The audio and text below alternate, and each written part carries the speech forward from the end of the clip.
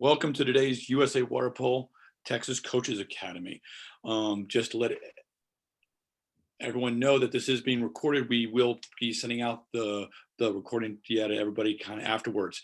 This is our second Coaches Academy. Our first one was back in November. Today we have Coach Ian Davidson, who's the head coach for the USA Water Polo Boys National Development Team, and Coach Sabrina Carlile, who is an assistant coach on the Girls Development National Team as well. Today's session is it starts here at 2:00, and we will go till about 5. We will have a little break.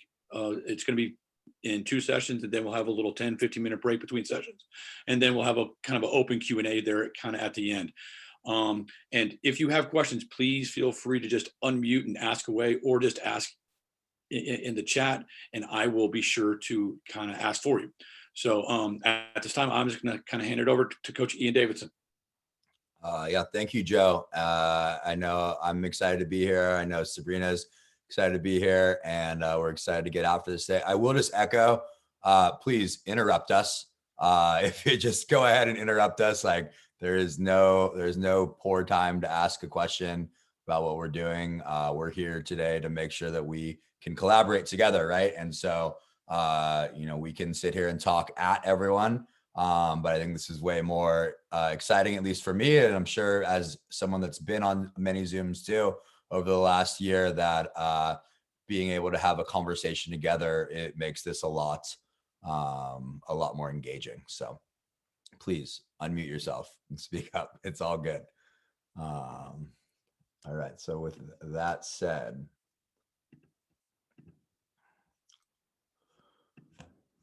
whoops, let's go back to the beginning. All right, are we looking good here?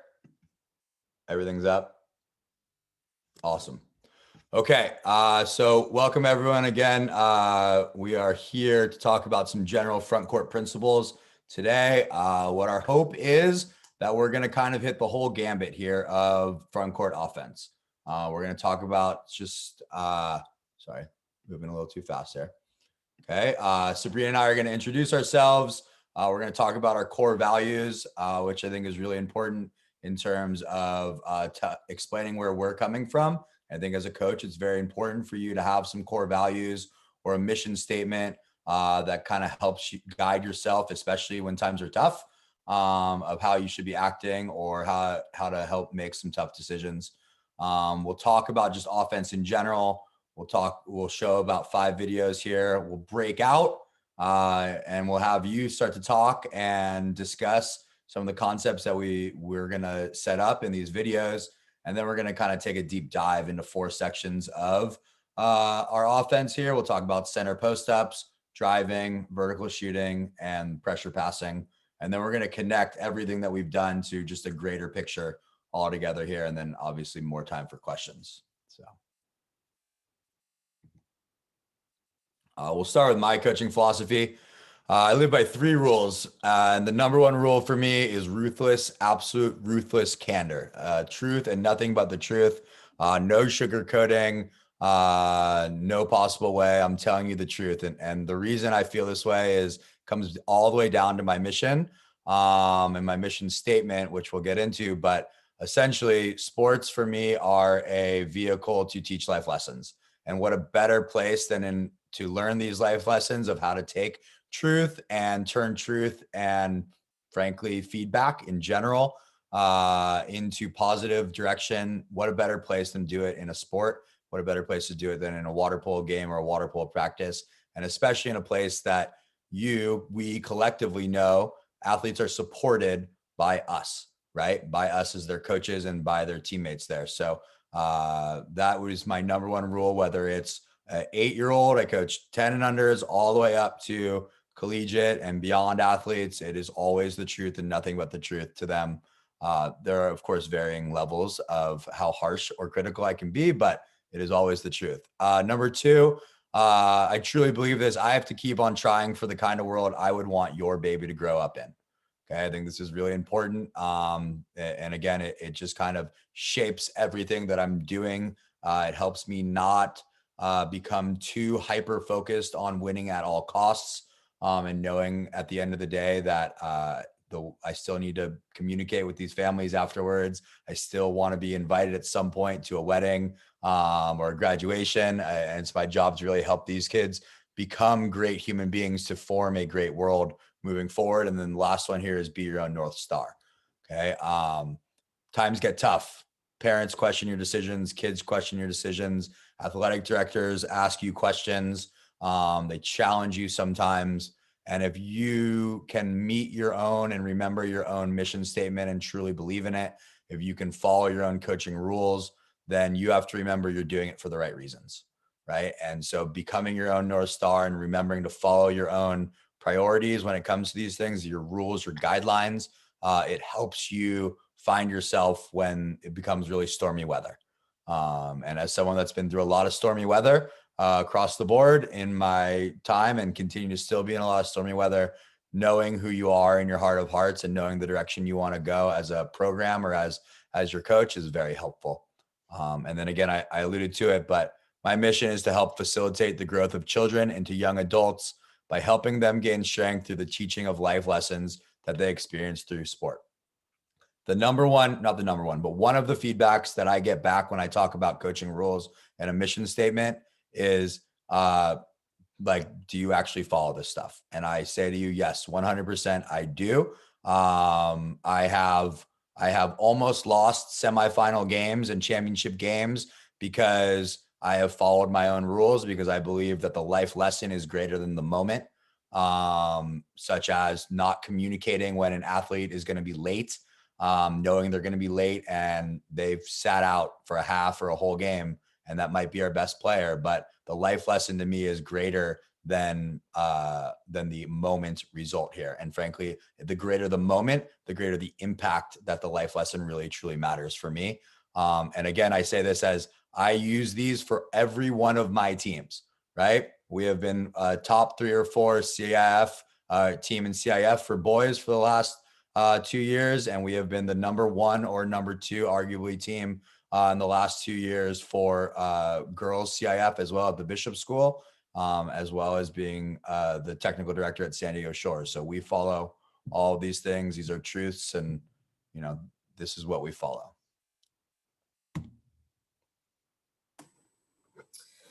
All right, so I'm going to probably talk a little bit similar philosophy than Ian did, and I just kind of phrase it in a different way. So when I started coaching, I was 18, 19 years old, coming from an experience that was probably completely different than a lot of coaches that you work with. And so the biggest thing that's kind of adapted my coaching philosophy is respecting the entire process.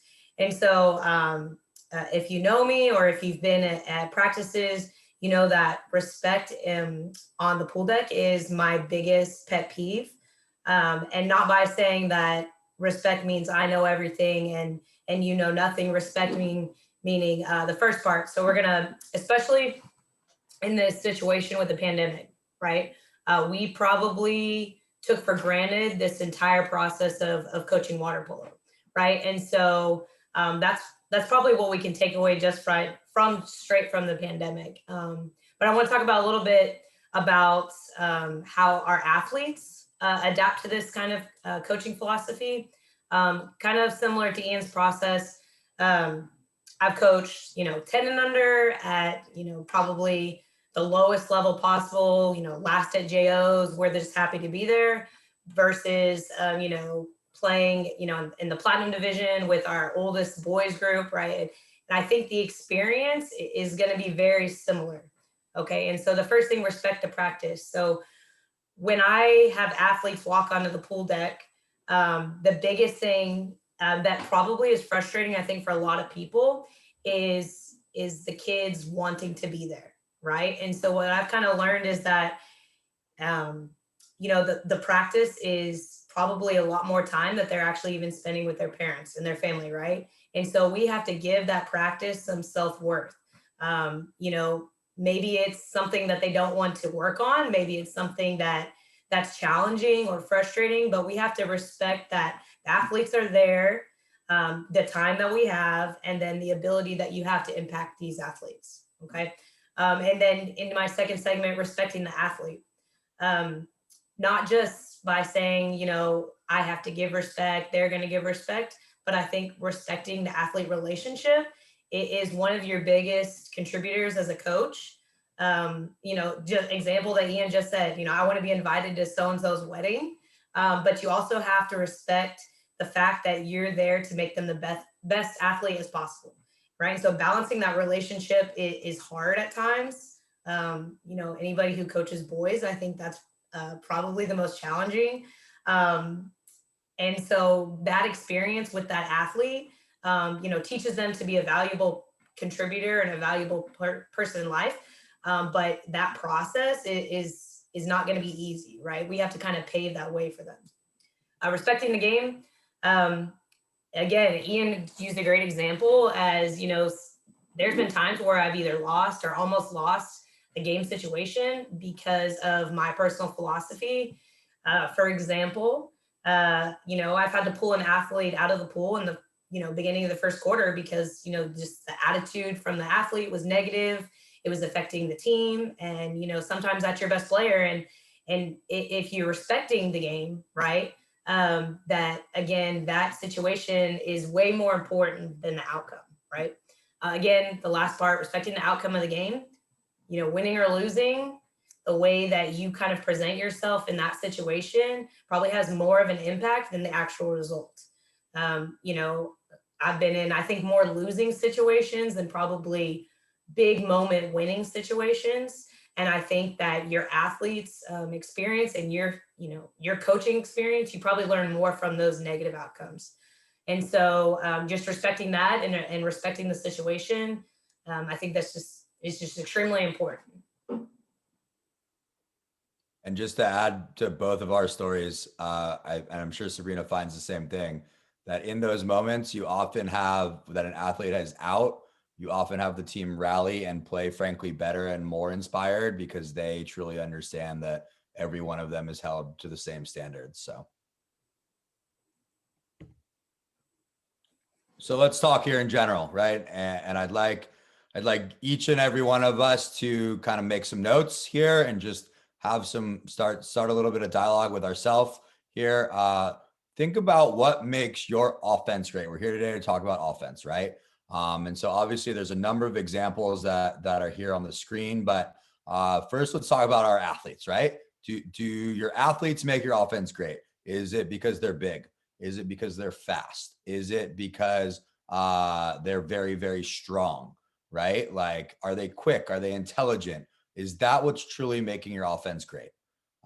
Is the scheme that you run the reason that your offense is great, right? Is it something that people can't necessarily adapt to? Is it something easy for your athletes to buy into?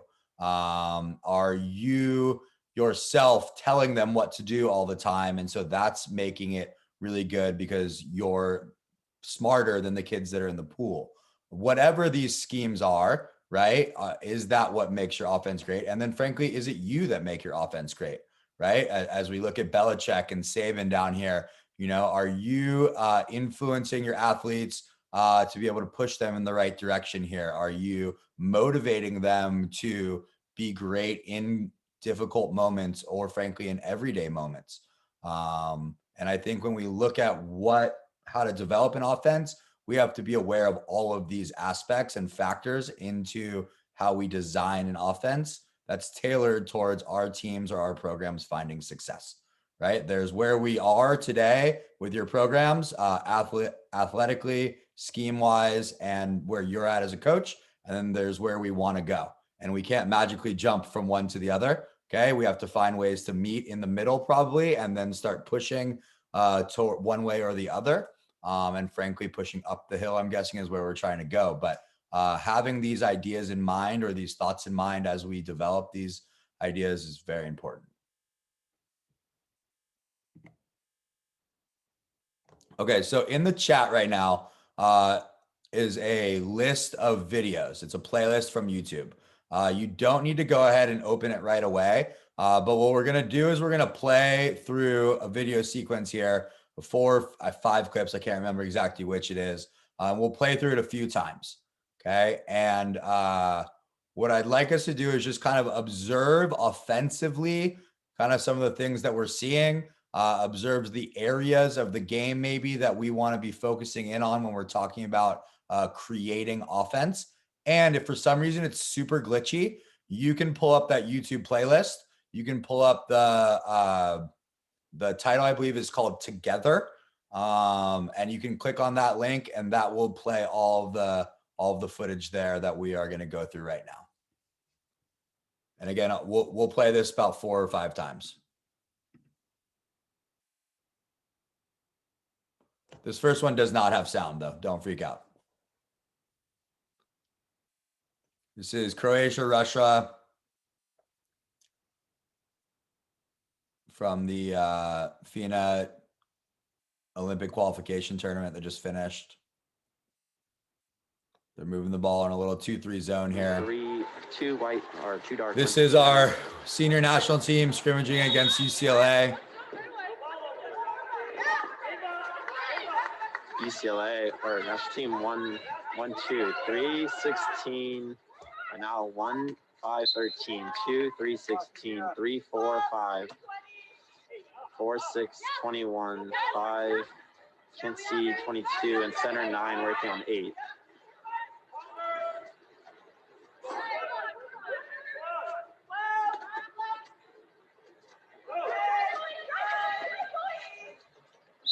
Shot by 2.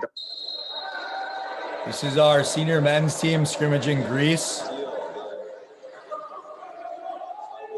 The men are in white and Greece is in dark, I believe.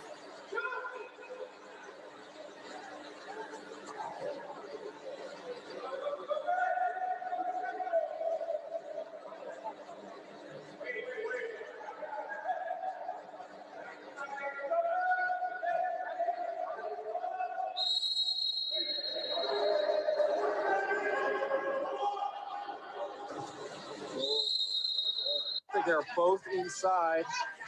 And then this is our senior team scrimmaging our World University Games team for the men. The youth team is in, or the WUGS team is in dark, and the senior team is in white. Chance for fouls. Yep. Luca's in a front, but they're still laying there. Okay. Ball swings all the way to Stevenson, drops it in. Okay, so we're gonna watch it one more again and possibly a third time. Joe, how glitchy does it seem on your guys' side? It's all good on my side. Okay, so we'll go one more time, and if anyone has a request for a third, we'll go ahead. But as we watch it now again, right, let's really try to focus on 3 general ideas, right? Like, let's look at the positions that are action makers. So like where the attack is actually occurring, positionally. Let's think about actions that are happening then away from the ball that are making things happen, and then specific moments, snapshots of the game that we can go ahead and focus on here.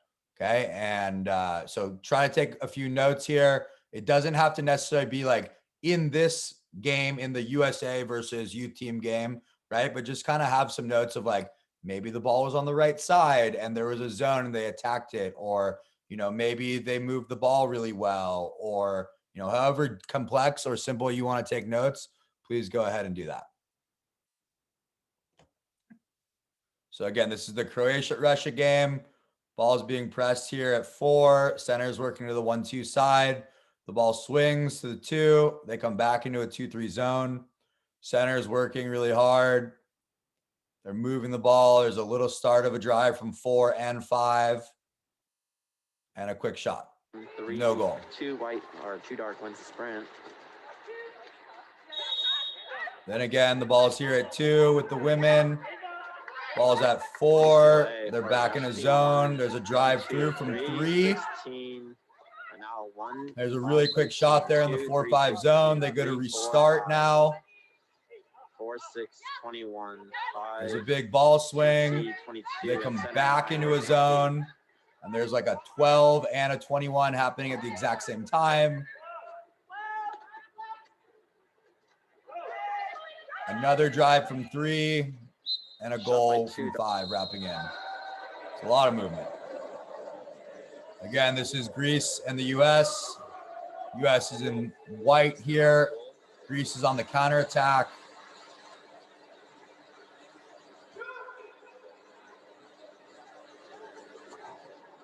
Ball is outletted to about 9 meters. Ball is at 2. Down line to 1 with a post up. Now they're in a double post. Shooters are about 6 meters right here. Oh, forgive me. USA is in dark. I'm sorry. My bad. Both inside. Ball's turned over. And they get it again here. This is a 3-on-3 top line counterattack. Oh, Casper has Ball's out right. on his back. Chance for fouls. Yep. Senior team's in white. The Wugs team is in dark. Ball's at 4, over to 2, to a 1-touch entry, and nothing. Whoops. There we go. So, Joe, based off how many we have, probably 2 breakout rooms, I would think. But I'm happy to do 3 if you think that would be better. And again, so we're going to break out here and just, I'd like everyone to share 5 minutes or so. If the conversations are lively, we can go a little bit more, but looking at some of the positions that are happening that are really taking charge of the play or affecting the play, the actions away from the ball, and maybe a moment or two to focus on where multiple things are happening to influence the outcome of the offense. Yeah, do you want to stop sharing? Oh, yes.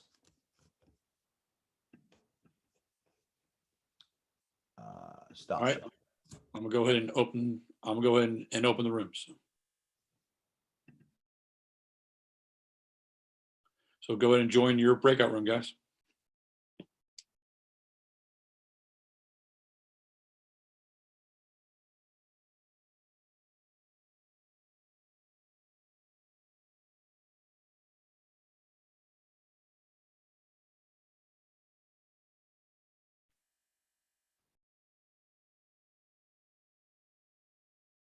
How are you? Yeah, how are you guys doing today? You guys good? David? Yeah, David and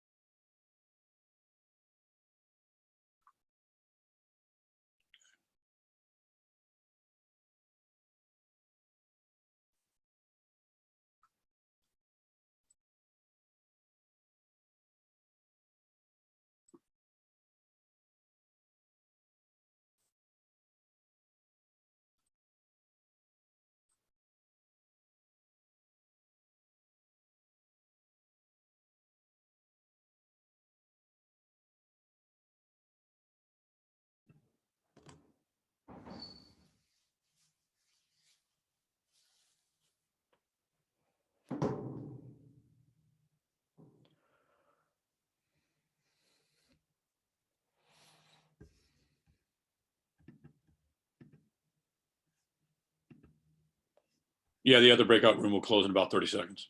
No worries. I don't know why it gives such a long countdown, but it does. So there you go. It's the preset time. If you can go back in and change it to a shorter time through the website of Zoom. But Yeah. it's all good. I just used the default time. So there you go. It's all good. No, but so now who has the women's national team at scrimmaging? Just themselves for like the last 6 months or 10 months? They've basically been scrimmaging themselves. UCLA and USC, they've been going against too. So like this video that we watched is them versus scrimmaging UCLA. And then they've had a few with like, I think Australia and somebody else came here to train for a little bit. But yeah, Adam's freaking out for sure. Like, we're all back together. I think we lost a couple people whenever we went to the breakout rooms. So, all right, we're all here though. All right, so I guess before we kind of jump back into it, Sabrina, would you or someone from your group kind of like to share some of your main ideas? I'll start. So we didn't get too much in depth of the conversation on the video clips. One thing that was mentioned is that the videos that they were watching are at the highest level, right? And sometimes that's difficult to show their athletes. So a biggest topic is, keeping things extremely simple and balanced. So, when you're working with a new group, especially at the high school level, when maybe they're a ninth grader that is just starting water polo, is focus on biggest thing is balance on offense. Not, I use the example of fifth grade soccer, everybody chasing the ball, but then also give them the skills and the confidence to contribute, every player contributing to the offensive possession, not just, one player has the ball and then everyone kind of stop and stare. So anybody can jump in on that part of the conversation, but that's kind of like the gist of what we talked about.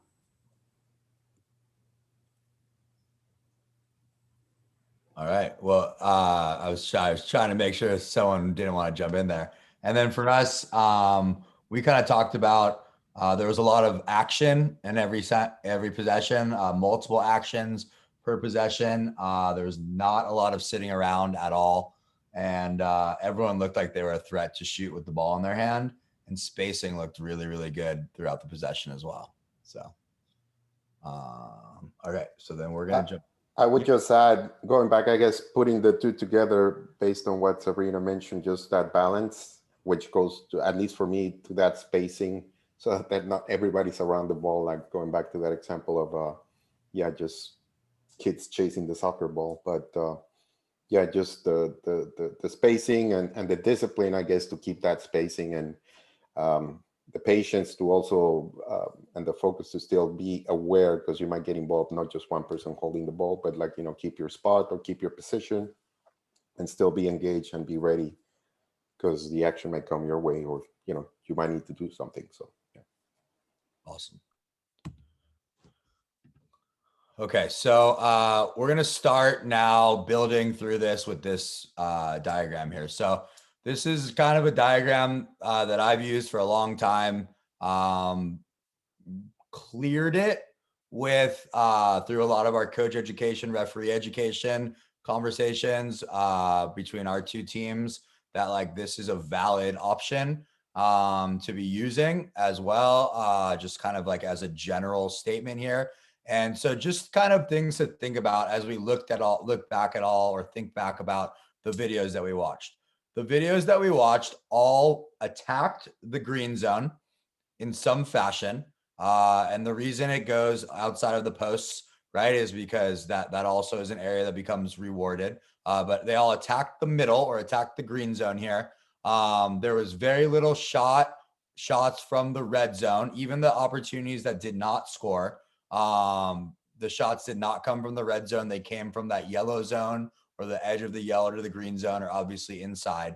And when you think about this conversely on an official side, okay, the most reward, the highest level of penalty, right, or punishment, comes in that green zone with inside water, okay, with I don't want to say automatic penalty, but with a high propensity for a penalty, okay, and then if you're not inside water and you have clear space, probably an exclusion. And then as you work kind of away from the cage in those concentric ovals, you're looking at less reward and less reward moving farther away.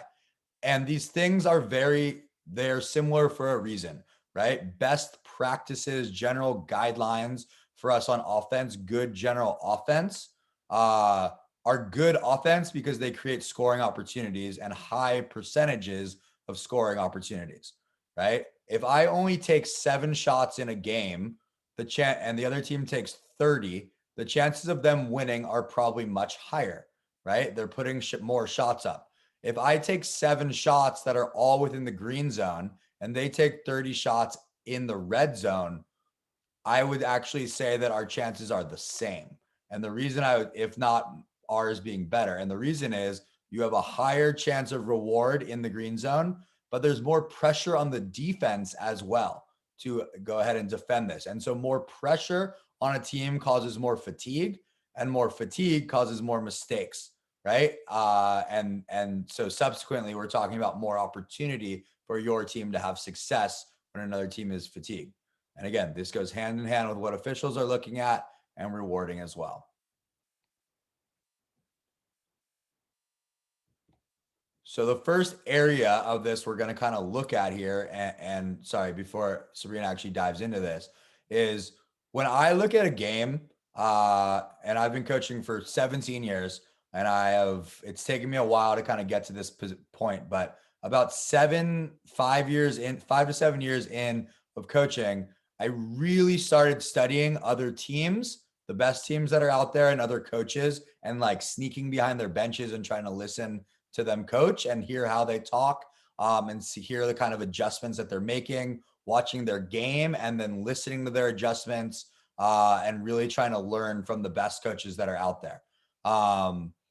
What I found is that everyone wants to find snapshots of the game, right? And so when I look at a video or I watch a game and I'm really trying to figure out what we're going to do or how to best attack a situation, I'm looking for these snapshots. So I'm looking for the 2-3 zone that we watched in that video. I'm looking for that 2-3 zone with an attack on the 4-5 side and a center open.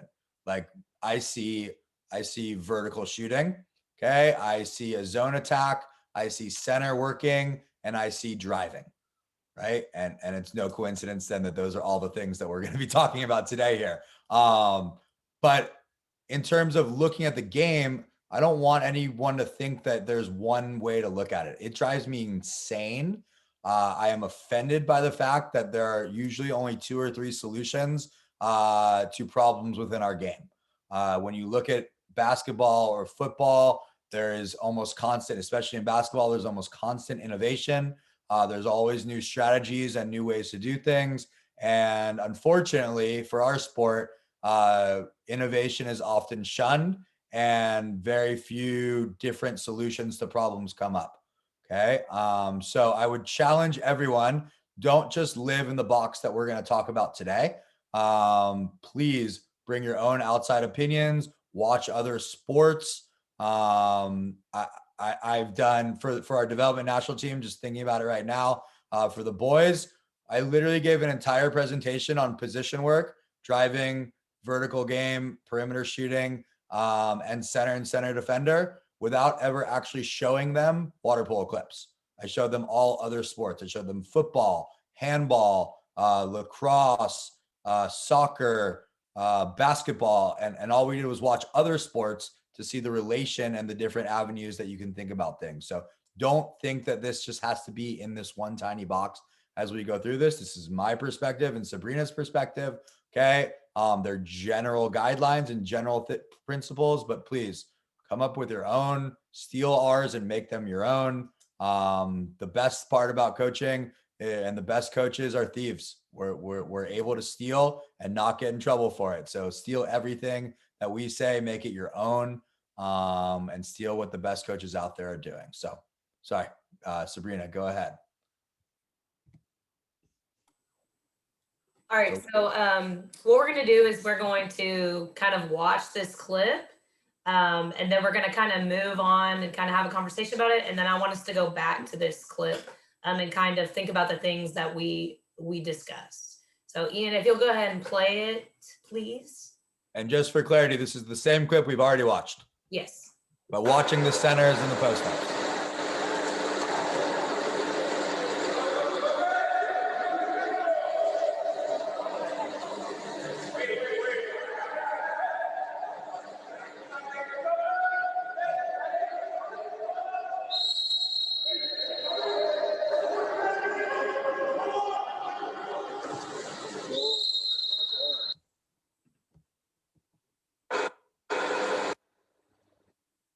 All right.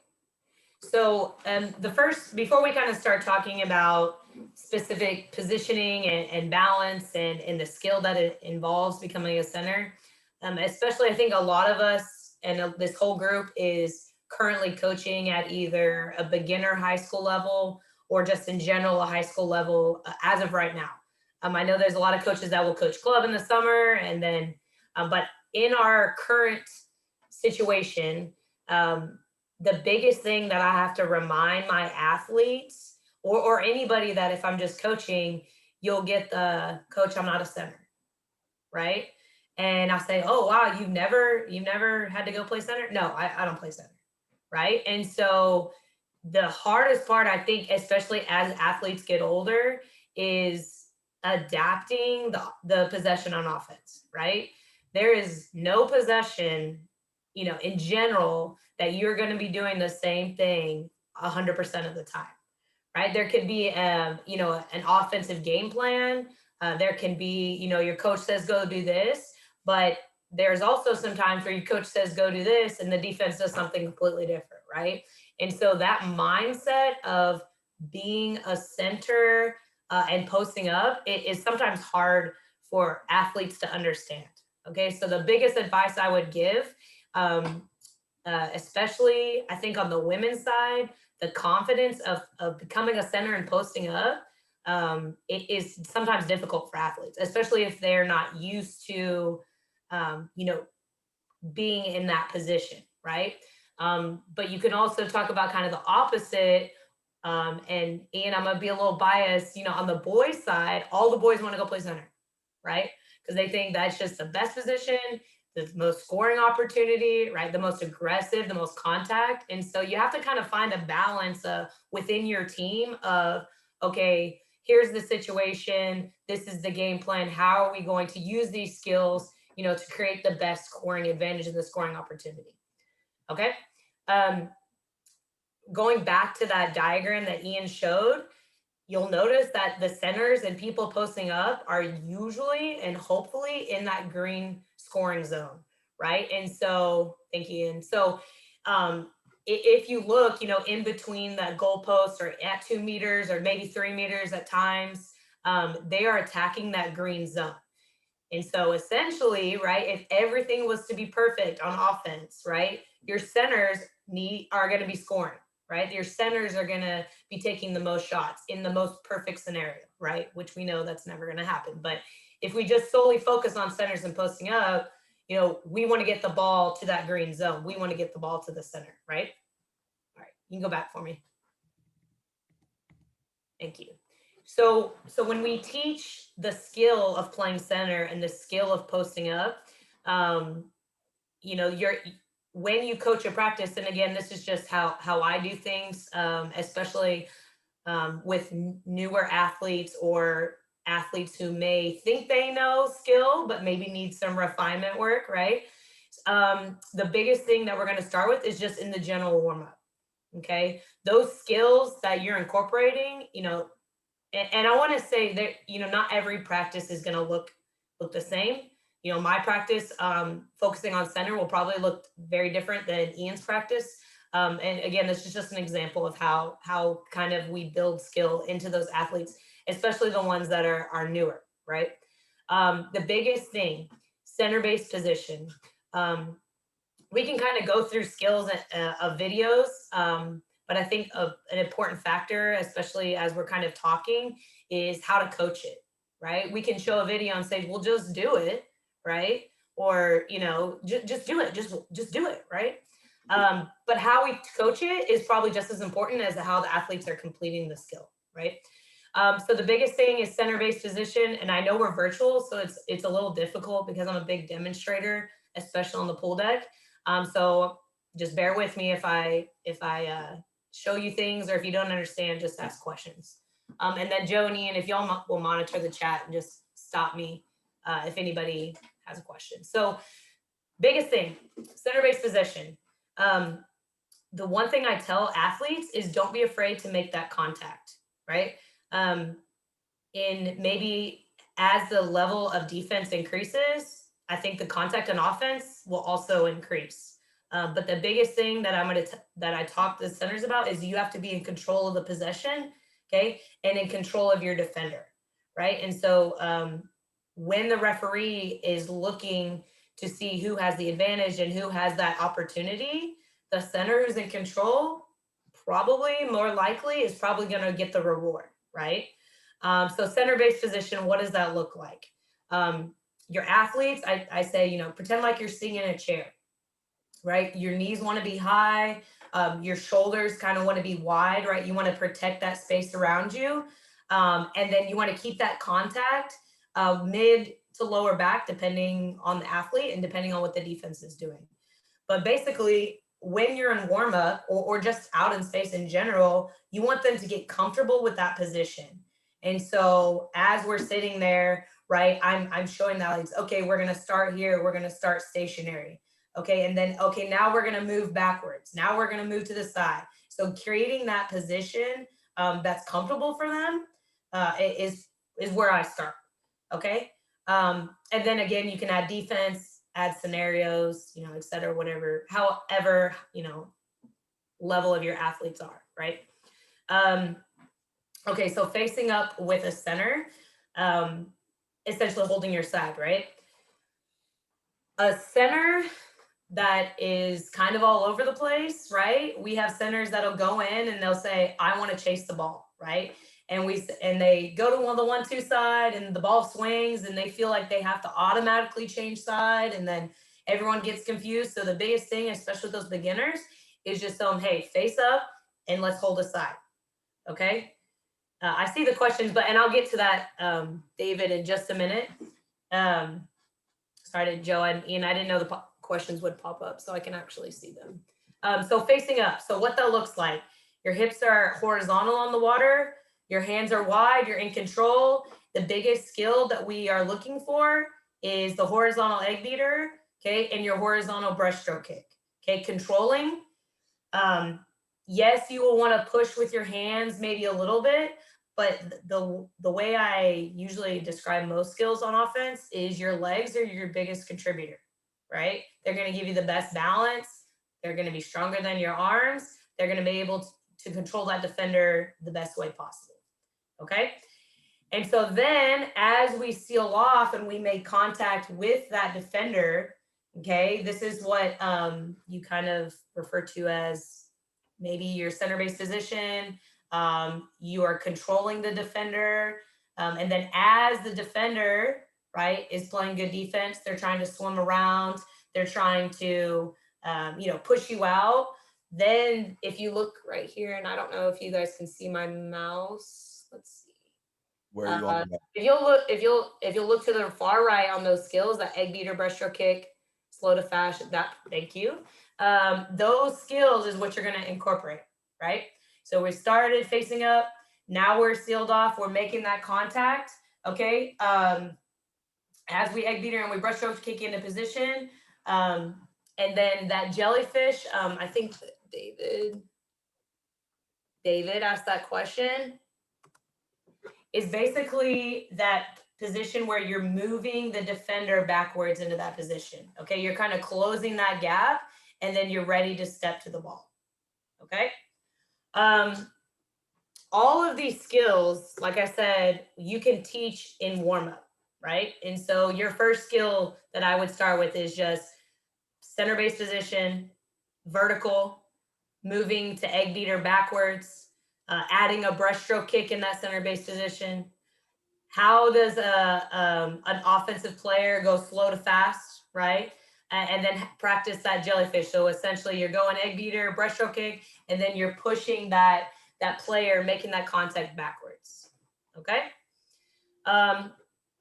The biggest thing as your level, increases in a center, sometimes that center defender is going to move around, right? And so that's where that spinning, okay, and resealing comes into play, okay? So for example, thank you.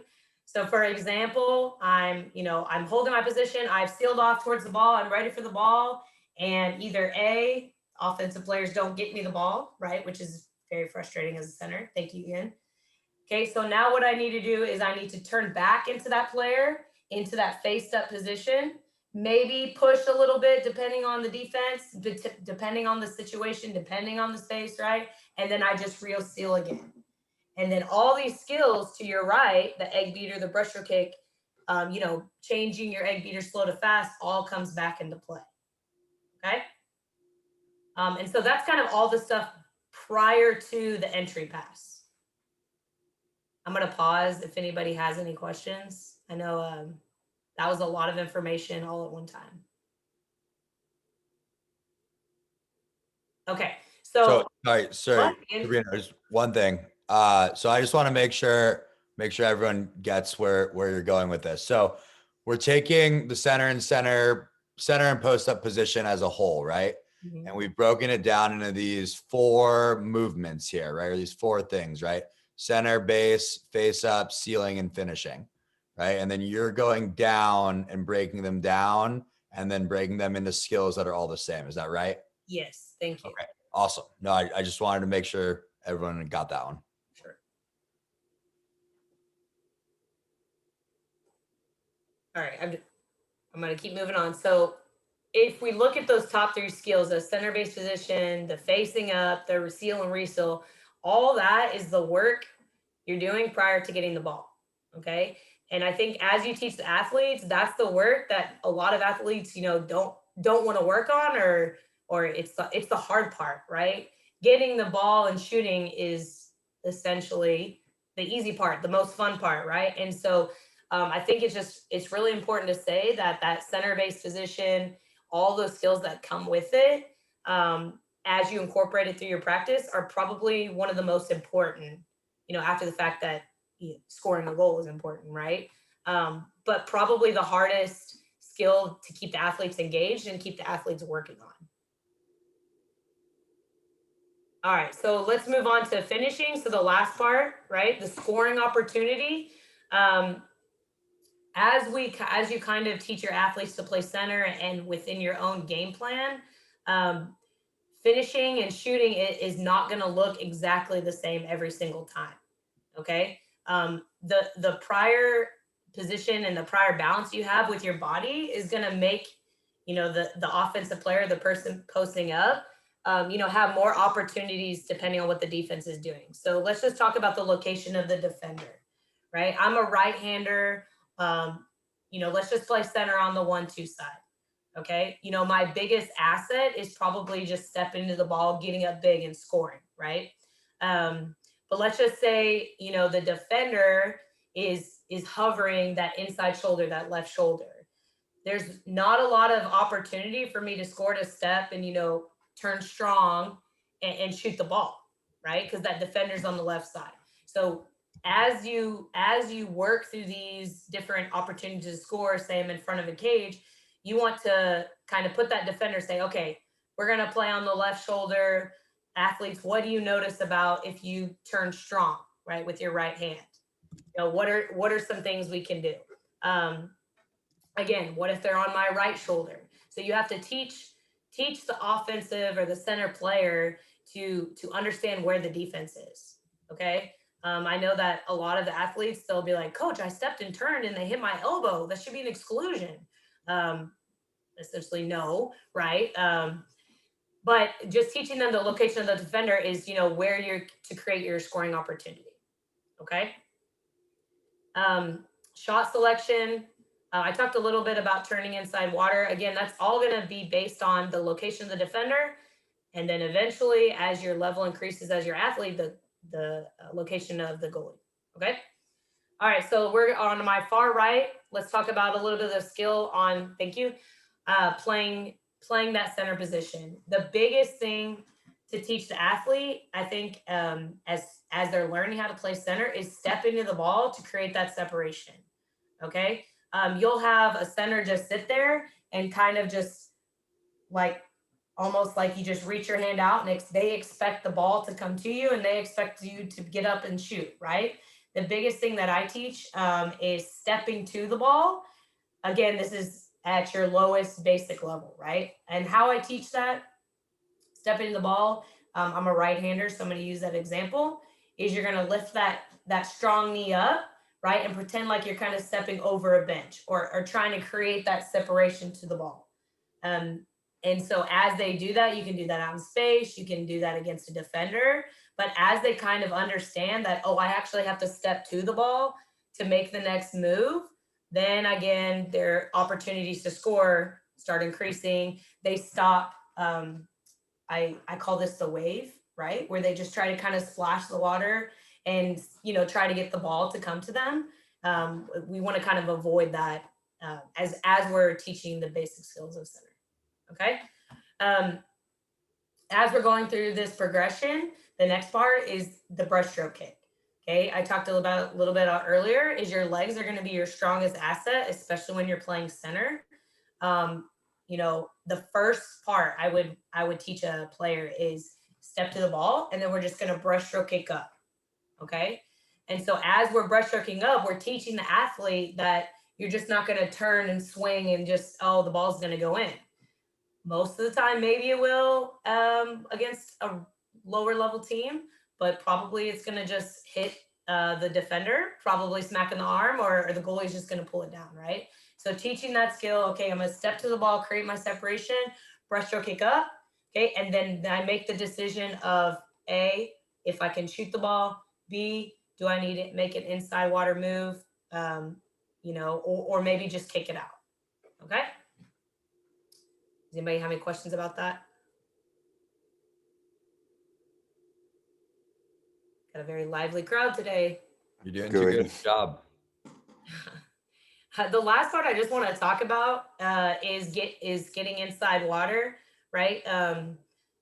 You know, a center you can see as like turning or, you know, 360 or strong term or however you want to say it.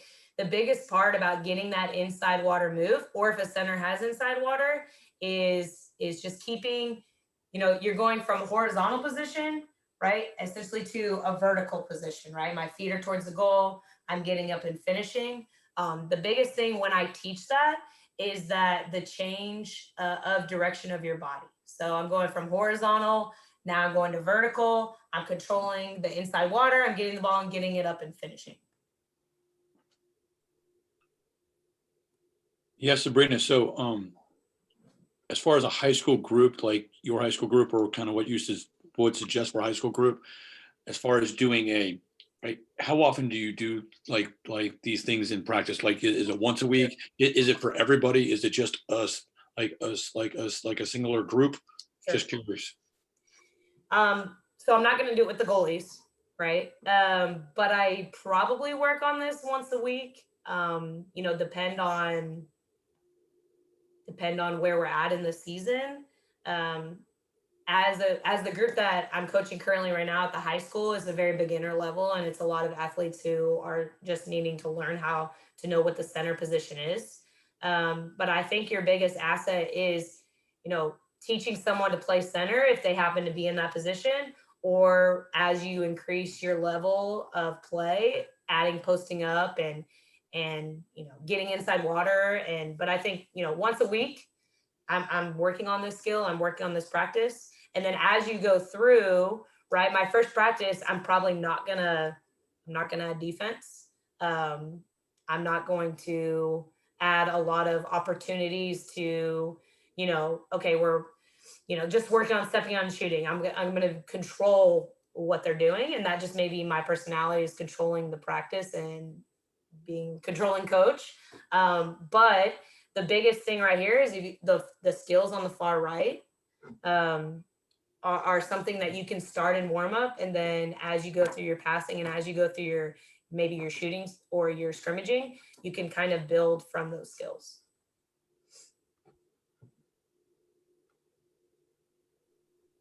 Yeah, thank you. Thanks, Joe.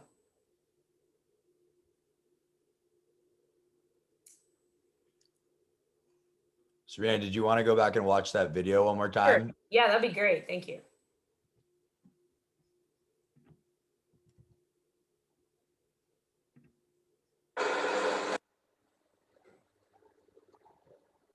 So as we're watching this video, you're gonna kind of focus on both players posting up on either side, right? So I know this is a high level. Thank you. I know this is a little bit higher level, and notice every position is not going to be the same, okay? And every team is not going to do this exactly the same. But in this clip, right, having two centers in their game plan, right, is probably going to increase the opportunity to score, especially against this team. So as you notice, the biggest thing right here is we're spaced and we're balanced. Where Ian's mouse is, okay, on that 2 post, he's already sealed off towards the ball, okay? And then if you look at the 3 post on that other side, he's faced up, right? And we talked about kind of waiting for the ball to come to him and not having to, seal off and hold the position without the opportunity to get the ball. I think just to add here, as we look at highest level film that we're looking at right now, right, it becomes really easy to say my kids can't do that, right? But I think the point we want to really get across today is it's not necessarily can they do it at this level, right? But can you teach them to do the skill, period, right?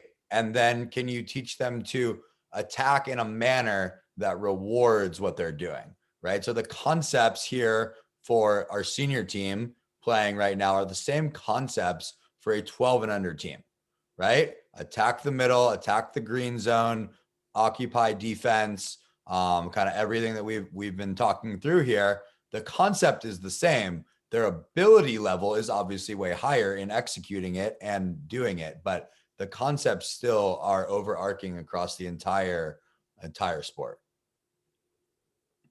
And so you can see here that they attack towards the middle, just like Sabrina's talking about, into that green zone.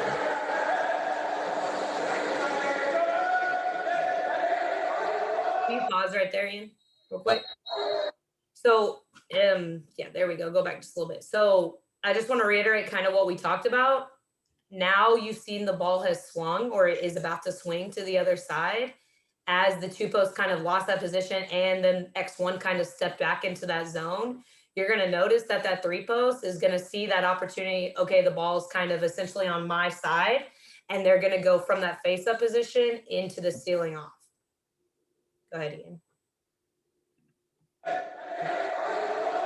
So they sealed off, and then if you look at that two posts, okay, they're back into that face up position, right? They're not trying to, in this moment, fighting somebody as they're sealing off, okay?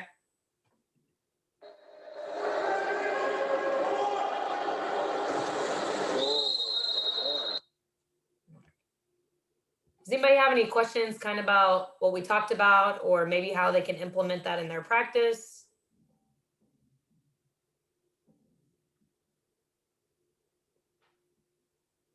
I mean, I've got a big picture one, Sabrina, just as we talk about, that timing of when to open up. How would you kind of work with your athletes in practice in a half scrimmage or like 3-on-3 almost situation? Like, how would you work on the timing of that ball swing and when to open up and frankly, when not to open up and waste energy?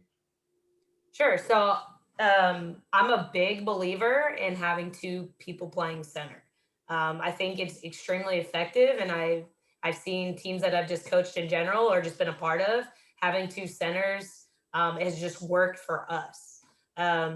So a 3-on-3 is, especially if you have a lot of people and maybe a small amount of space, is going to be your best friend. If I'm just talking about how I run my high school practice, I've got 5 lanes and about 45 kids. Okay. And so you're not going to be able to monitor every single group, like sit on top of them 24/7. And so there's kind of 2 ways you can do this. You can set up a half court, even if it's just 4-on-4, 5-on-5, or maybe if you have enough people, 6-on-6 in front of a goal. Sometimes I'll just start with 2 centers automatically. And it looks kind of similar to that possession that we just watched, where they automatically 2 people are attacking down to 2 meters, right? Teaching them how and when to seal off at the very beginner level is, I'm like, okay, the ball's at the 3, where do we swing the ball? So if we're swinging the ball to the 1-2 side, that 2 post, you're getting the opportunity to seal off, right? And so if I'm maybe on that 3 post on the 4-5 side, the opportunity to seal off is probably not yet, right? And so as you go through that.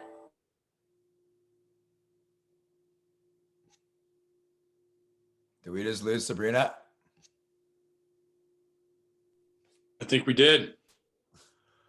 Okay, well, while we get her back in, I actually just thought of this because before we move on, we'll give her a chance to get back in. But I just thought of this. I just did another presentation on something like this. So in talking about other cool ways to kind of get this point across in a smaller setting, This is at my high school practice last summer. So like 2019. I don't even know if that's last summer. Maybe it's 2 summers ago.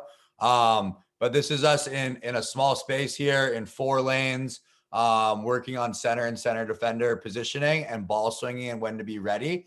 There were days where our numbers dictated based on what we were doing that we would also have athletes here at these other 2 cages. And essentially the ball is here at the 1-2 side. The center defender is on this side and the ball is swung to the 4-5 side here. And the center and the center defender kind of work against each other on this ball swing. So I'll show it right now to get all the way around. And kind of how this works is they have enough time.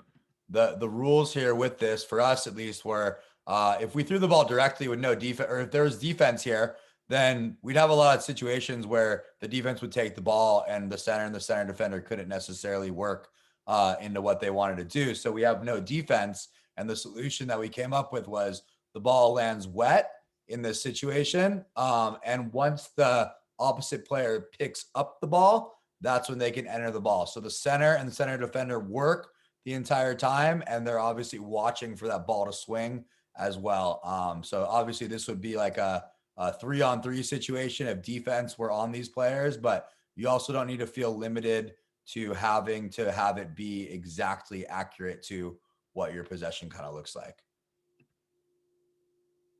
Sabrina, I just pulled up a clip. I had it actually thinking about it from another presentation of some small-sided stuff that I was doing with a ball swing and when to get ready. So I was just showing it while we were getting you back in. Sure, perfect. Hello, welcome to technology. Sorry about that, everyone. I'm sure Ian just kind of pointed out that I love that drill, Ian, that you just showed. I caught the end of it. I think the biggest thing when you're kind of teaching, somebody when to seal off it and when not to seal off, it's going to take a little bit of time, and they're probably going to fail sometimes, especially in a game when they get excited to go play center. But that drill right there, it was a little 4-on-4, just swinging the ball and then knowing, okay, all right, again, in the simplest terms, the ball's on my side. All right, now I'm able to seal off and get that possession. This ball's on not my side. I'm going to face up and hold my position so they can kind of get the ball to me.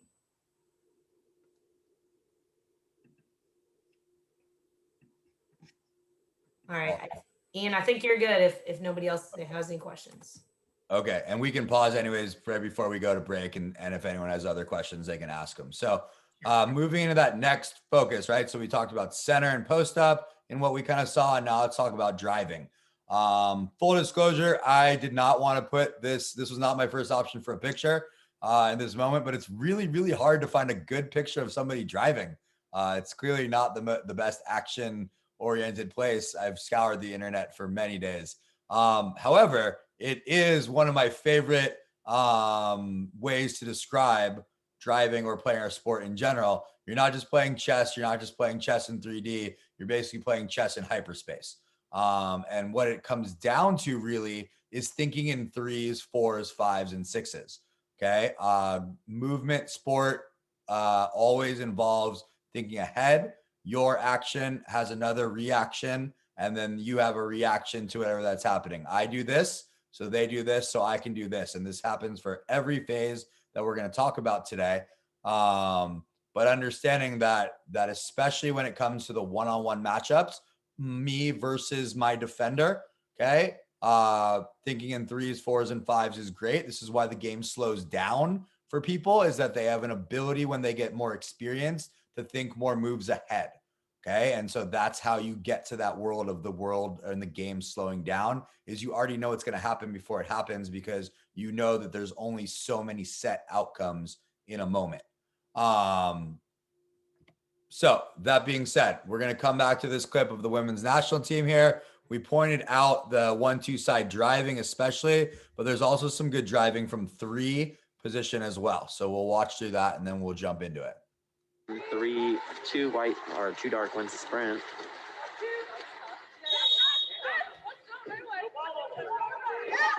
So the ball set 4-5 side, 3 is driving through. 1, 2, 3. 2 reps up. 16, and 1 now reps 1, up. There's a 5, quick 13, shot here. 2, 3, 16, 3, 4, 5. On a side note, I love how 4, fast 6, she gets the ball on the 21, corner 5. throw. Can't see With the 22 new and rules. 79 working on 8. We've got a drive here now, a double drive. They definitely were not supposed to drive at the same time. That's okay. And there's a late drive here from 3. Shot by 2, 3. Okay. So what we're really getting to here and really hitting it on the head back to the original topics we talked about are we're talking about driving to get open, and we're talking about driving to get somebody else open, and we're talking about occupying defense. Okay. In terms of major concepts here. So I tried to color code it because it was the only way I could make it make sense for me on this deep dive here. But again, for me, it starts with these 4 things here, these 4 areas. We're starting with how we start a drive. We're starting with an angle drive. So contact, going to contact, and then separating from that contact in whatever direction you want to go. We're talking about dealing with contact in general.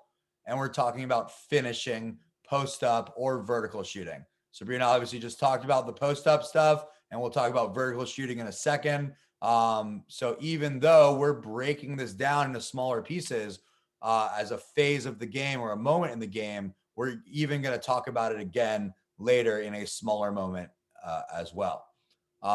So driving and drive starting. Okay. For me, they break down to essentially 3 moves: a skate, a blast, and a matrix.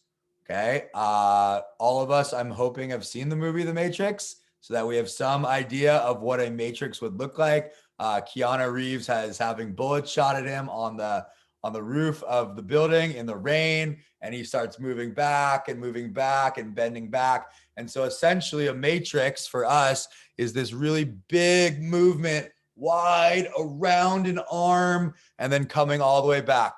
Yes, all of our coaches in San Diego are required to be able to do that, which means we have weekly stretching sessions as well to make sure that our backs can actually do that and not fall over and have to call workers' comp in.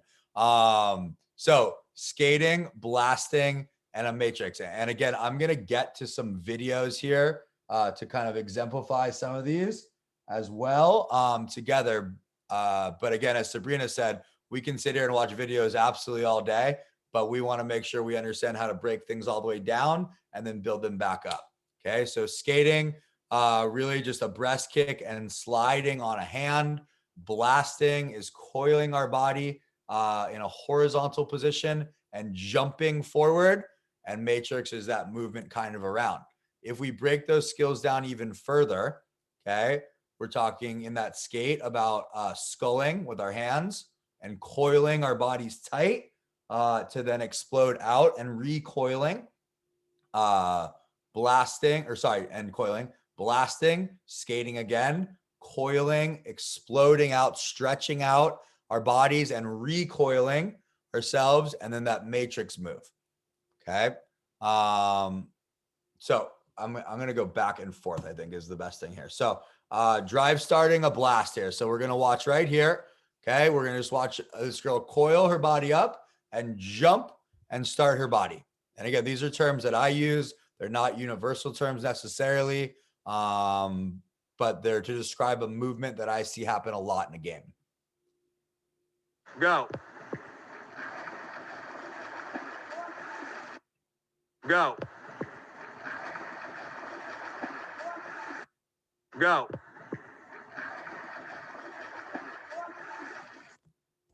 Okay, so again, this is looking at a movement. This is breaking down that movement into the smallest possible pieces, and then looking at what those smallest possible pieces mean. We do skating, we do blasting, 3-stroke blasting is what we do a lot of, exploding, rolling. So just like making a movement and rolling again and finding balance again.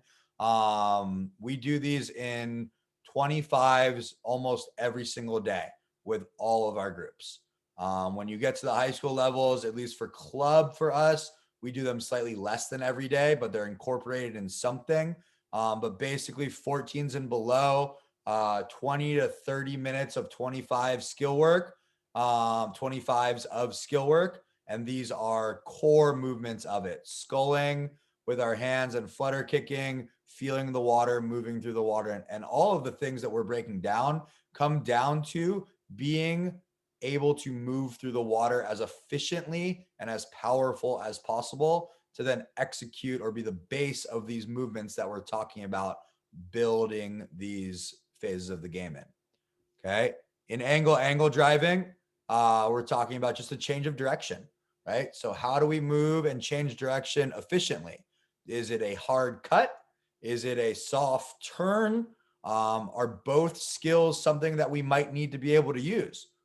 Probably, right? Is it using my hip to create some separation because the referee has called 9 offensives on my shin off and I need to find a better way to separate, right? That might trick the referee into not still calling an offensive, right? Or might look different for a little bit and then I can come back to that movement, okay? And again, as we talk about those things, we're talking about in our changes of direction, we're talking about skating in changes of direction, right? So a skate to the right, a skate to the left, focusing on coiling our body and exploding out in each skate.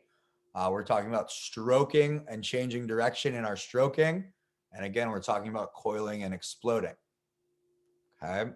I believe the next one should be, let's see it. Nope, sorry, my mistake. It's not in there. The next one is just dealing with contact. Okay, dealing with contact in general.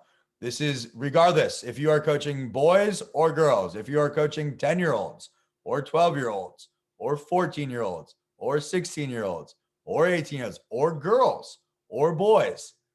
Contact is a part of the game and we have to teach them to be comfortable with it. I'm not saying we need to teach them to hit each other. I would absolutely never say that. And contact is often confused with being too aggressive and hurting somebody, right? It's our responsibility as coaches to teach our athletes how to be comfortable with this phase of the game because it's never going away.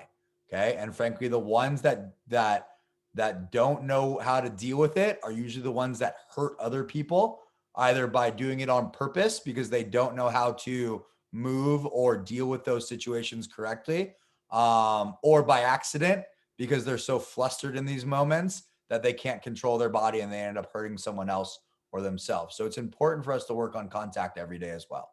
Okay. At the beginning of a drive, contact happens at the beginning of a drive.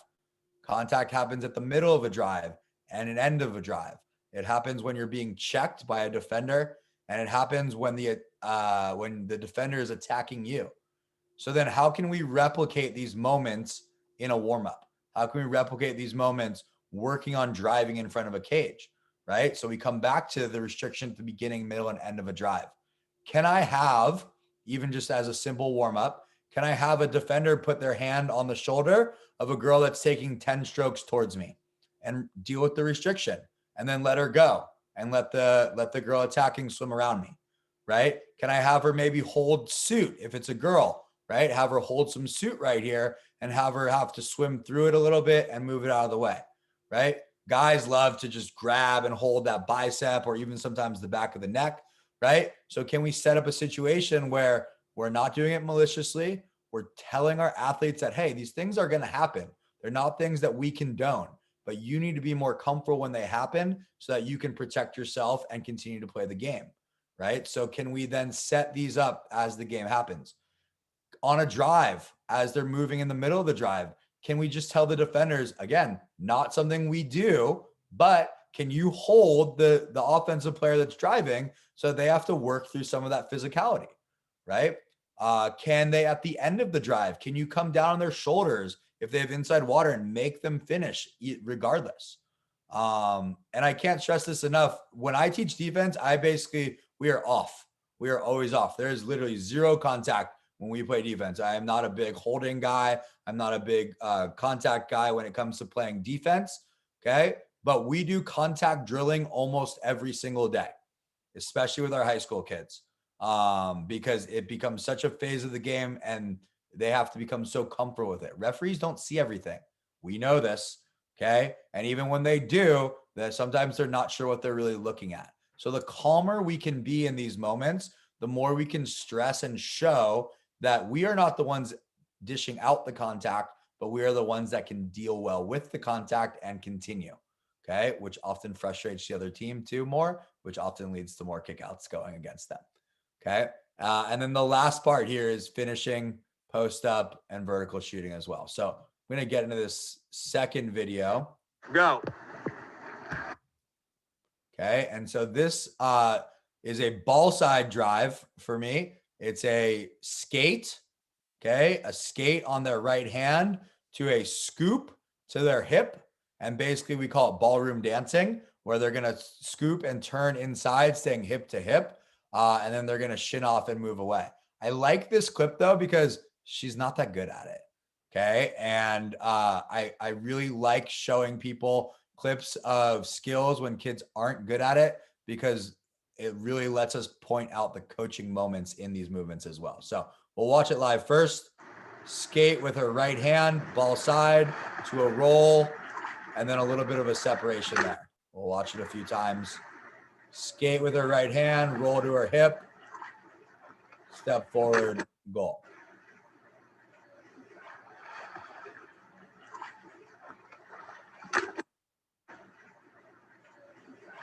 Okay, so I like to teach the scoop and roll because I hate when things look big, right? Unneeded attention drawn to the offensive player, unneeded focus on are they doing something incorrect. So by just that breast kick to that water, it's a little bit slyer. You can sometimes catch the defender off guard because they don't actually think you're moving. And then by rolling in, by being hip to hip in this moment, okay, it looks small. And what you can see here is you can see her arm coming out of the water, which would drive me crazy as I coach this, right? Because now my attention as a referee, whether I have only 2 referees on one wall, right? So now I'm looking across and I'm seeing a big hand come out of the water. My attention is really going there. Or I have a referee on the other side of the pool. My attention is really there for the start of that drive. Okay. So now I'm really watching this drive when this happens, and it might not end up being the way I want it. So I would have her hand be a lot smaller. Okay. And then right here with inside water, the most valuable thing in our game is advantage with inside water, right? Inside water is advantage and inside that green zone. So we're inside the post. We're almost in the middle of the pool. There should be zero rush here to get out of this position. She's in contact. And the chances of the defender doing something dumb in this moment and taking an exclusion because they're unprepared, they're impatient, they're scared, they're not sure what to do here, they know they're in trouble, is very high, right? And so sealing this water and just barely separating, right? Barely separating. We want the referee's attention here in this moment to focus on this because we want to be rewarded when that player pulls back. But a huge explosion forward is probably going to be an offensive, right? So a small separation here. And as you can see, this is a big separation. That's a lot of separation. I'm not saying that that shouldn't happen in games. I'm not saying that it's not going to happen against you. And I'm not saying that it's not going to be allowed for you to shin off an aggressive game. But understand, the more attention that is brought to that moment, the more inferring a referee needs to start doing in a moment, the more chances of them inserting themselves into that moment, which is something I always want to keep the referees quiet and away from having to make decisions and making calls and making sure that we can always be doing the things that we want to do.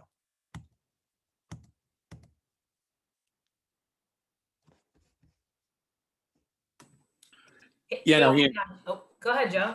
Yeah, so I know one thing that I teach. I'm not on the pool deck that often as much as I used to be, but I like to teach what I call close the gap.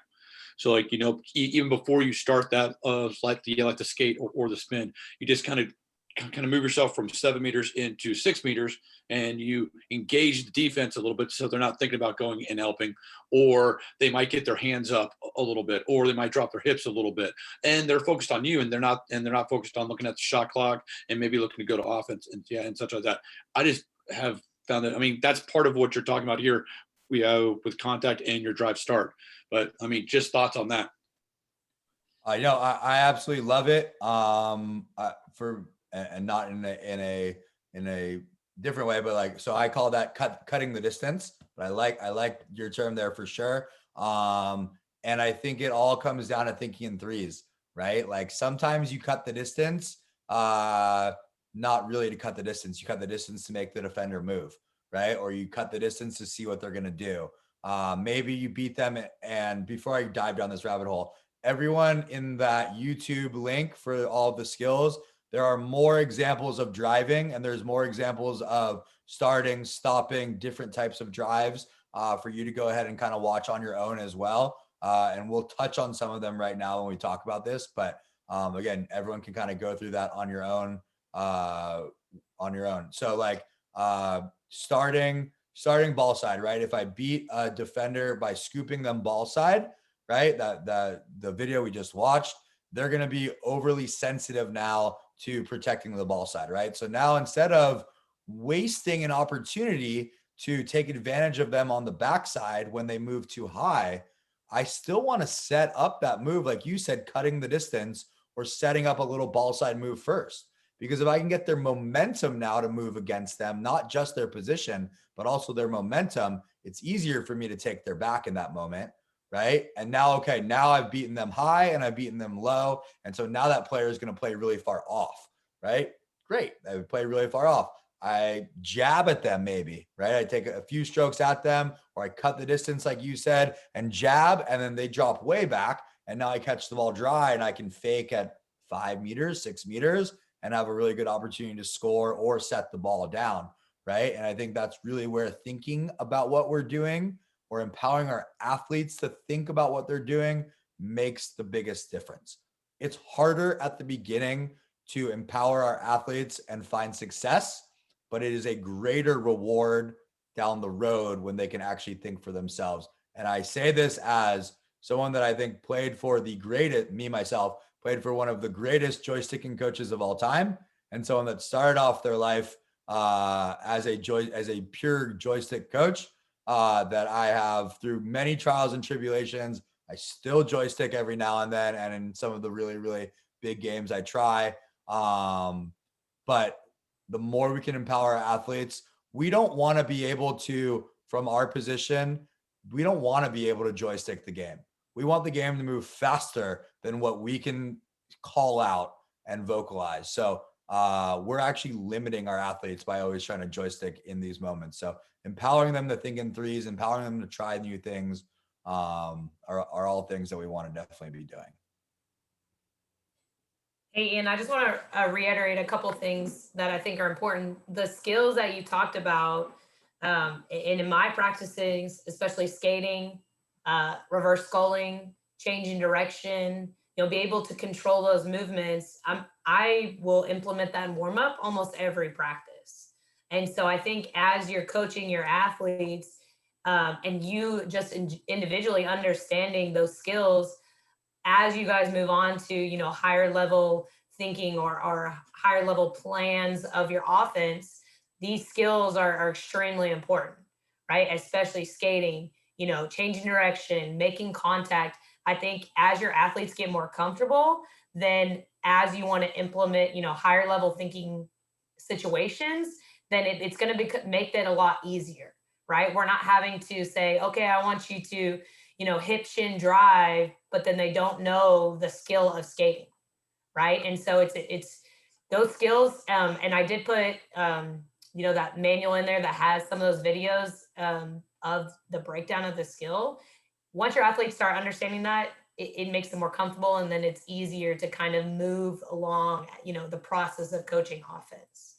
And then the last thing I want to say, the contact, and I kind of talked about this a little bit, playing center, the more control you have over the contact, I think that you're going to put yourself in the best opportunity to, one, score, and two, to kind of show the referee I'm in control, and the defense looks like they're not, right? And so then these skills kind of reinforce that control. And just to kind of like re-hit this point home, when we start our high school season this year, and every year we start at zero. We start absolute zero every single year. So for the first 2 or 3 weeks, our training in the summertime, in a normal time for us, in the first 3-4 weeks of summer, or even beyond, or this year in the first couple of weeks of our high school season, we train almost exclusively in 25s. We train almost exclusively in skill work like this, in skating and moving, and making sure that we have some true mastery of what these movements and skills are, and then turning those skills into training moments, right? By maybe doing them as 50s or 75s or 100s on a timer mixed together. But I can't impress enough on everyone that, like, we don't just need to do these after we swim 5,000 yards or 3,000 yards. We can create just as much fitness, if not more, by incorporating these into mixed movements from a warm up and building them through to different skill sets. And frankly, doing that creates more aware athletes that are more engaged in what you're doing. And frankly, you're creating situations that are happening in the game more, which creates more experienced and more savvy athletes, which is, I think, what we all want at the end of the day. So definitely. I think, obviously if there's any questions, but Joe, I think we're probably at our first break. We're past our first break, knowing me, but. Yeah, just a little bit, but that's okay. But I mean, do we want to keep going? Do we want to take I think it might be good to take a 5-minute break for everybody. Yeah, that sounds good. And if anyone has any other questions right now, I can stay on for a second, and then I got to get some more tea. But if anyone has any other questions, Right, so it's 3:42 right now, so we'll get started back up here. Let's just take a 3-minute break. Let's just keep going at 3:45. That sound good for everybody? All right. Sounds good. All right. We're back with our session number 2 for USA Water Polo Texas Coaches Academy. Back to Ian. Yeah, just back to Coach Ian and Coach Sabrina. So.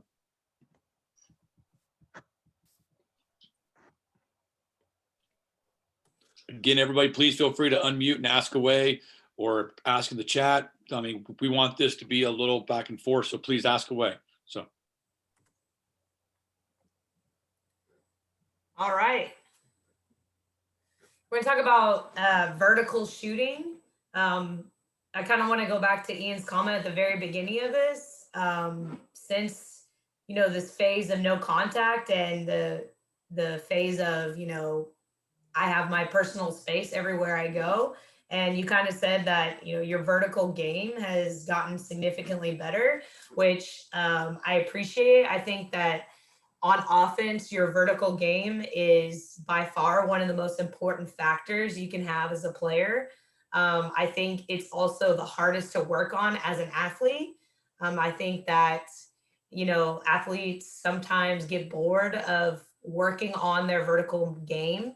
But I also think it's extremely important. And so when you're coaching, or even when I'm coaching, I express the importance and how I feel that, that their vertical game needs to be better. But I also implement into my practice almost every day, whether that's skill conditioning or, a little bit of conditioning at the beginning, because I just think it's extremely important. You want to go to the next slide, Ian? Thank you. All right, so let's, again, we're gonna watch this video. We're gonna talk a little bit about skill, and then we're gonna kind of refer back to this video. I know we're talking about offense, but I just kind of want you to focus on the vertical position of somebody that has the ball, okay? Go ahead, Ian.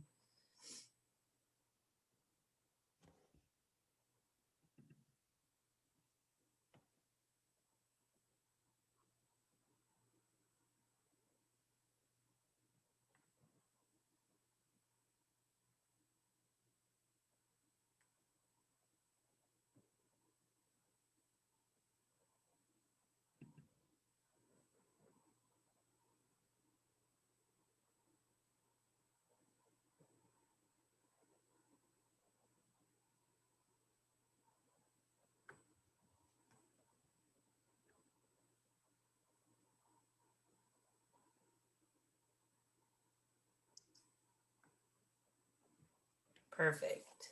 And sorry, really fast. I know we could do this all day, but I just wanted to show this here for a second, because the point of all of these is that every video that we're showing has every phase that we're talking about. But we just talked about driving and working, and this drive here from the 4 spot has such a threat of a drive in it that this player from 4 actually starts to drive and stops, and the defender at X4, because he's probably been beat at some point during the day from this drive right here, actually responds to it. Uh-oh. I messed that up. Sorry. Technology.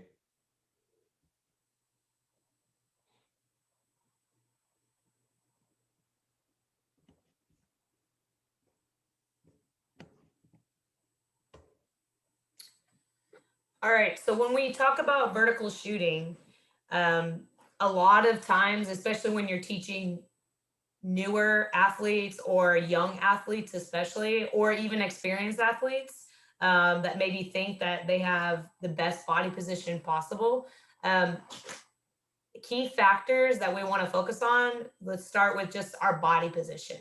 I use the example a lot, and I usually have athletes stand on the deck or on the ground because we want to talk about balance of our body, right? It's really easy to have that kind of leeway or that fall when I'm not in balance, that my body still stays up. And some athletes are like, well, I'm not falling, right? Or this is an okay body position. So as you teach a skill, especially new athletes, I get them on the ground and I get them on the land because I think you can kind of see, you know, what's underneath the water when it's on the land. And then athletes kind of realize like, oh, I see kind of what they're talking about and how it affects their vertical game. Vertical game, let's just specifically talk about passing and shooting right now. I think we can go probably 2 hours into a conversation on the entire vertical process in an entire water polo game, but we're just going to focus on passing and shooting, okay? Again, there are specific videos in that link I sent, but we're going to kind of go through this, and if you have any questions, just go ahead and stop me. Some key things that I say constantly, especially when we get into passing right at the start of your practice, that what's below the water is probably more important than holding the water polo ball, right? And so as you're teaching them, okay, we're going to start with, you know, what's the direction you're moving, right? I think the biggest mistake is we teach athletes to stand sideways, right? And then when they're on land, that really just doesn't make sense to anyone, right? And so we have to teach our athletes, okay, we're going to start with our base, which is our legs, which is going to be wide, you know, wide as possible, right? So when they're on the land, I use the example as, okay, stand with your feet really close together, right? And then if I come up and tap your shoulder, are you able to control the contact and control your body? When your feet are close together, the answer is probably no, right? And so how can I get my legs wide as possible? And in a position where I'm on land, I'm going to be successful at throwing the ball, okay? And so as we talk about our base, we talk about wide base, we talk about the vertical leg and what I refer to as your lateral leg. So for example, I'm a right-hander.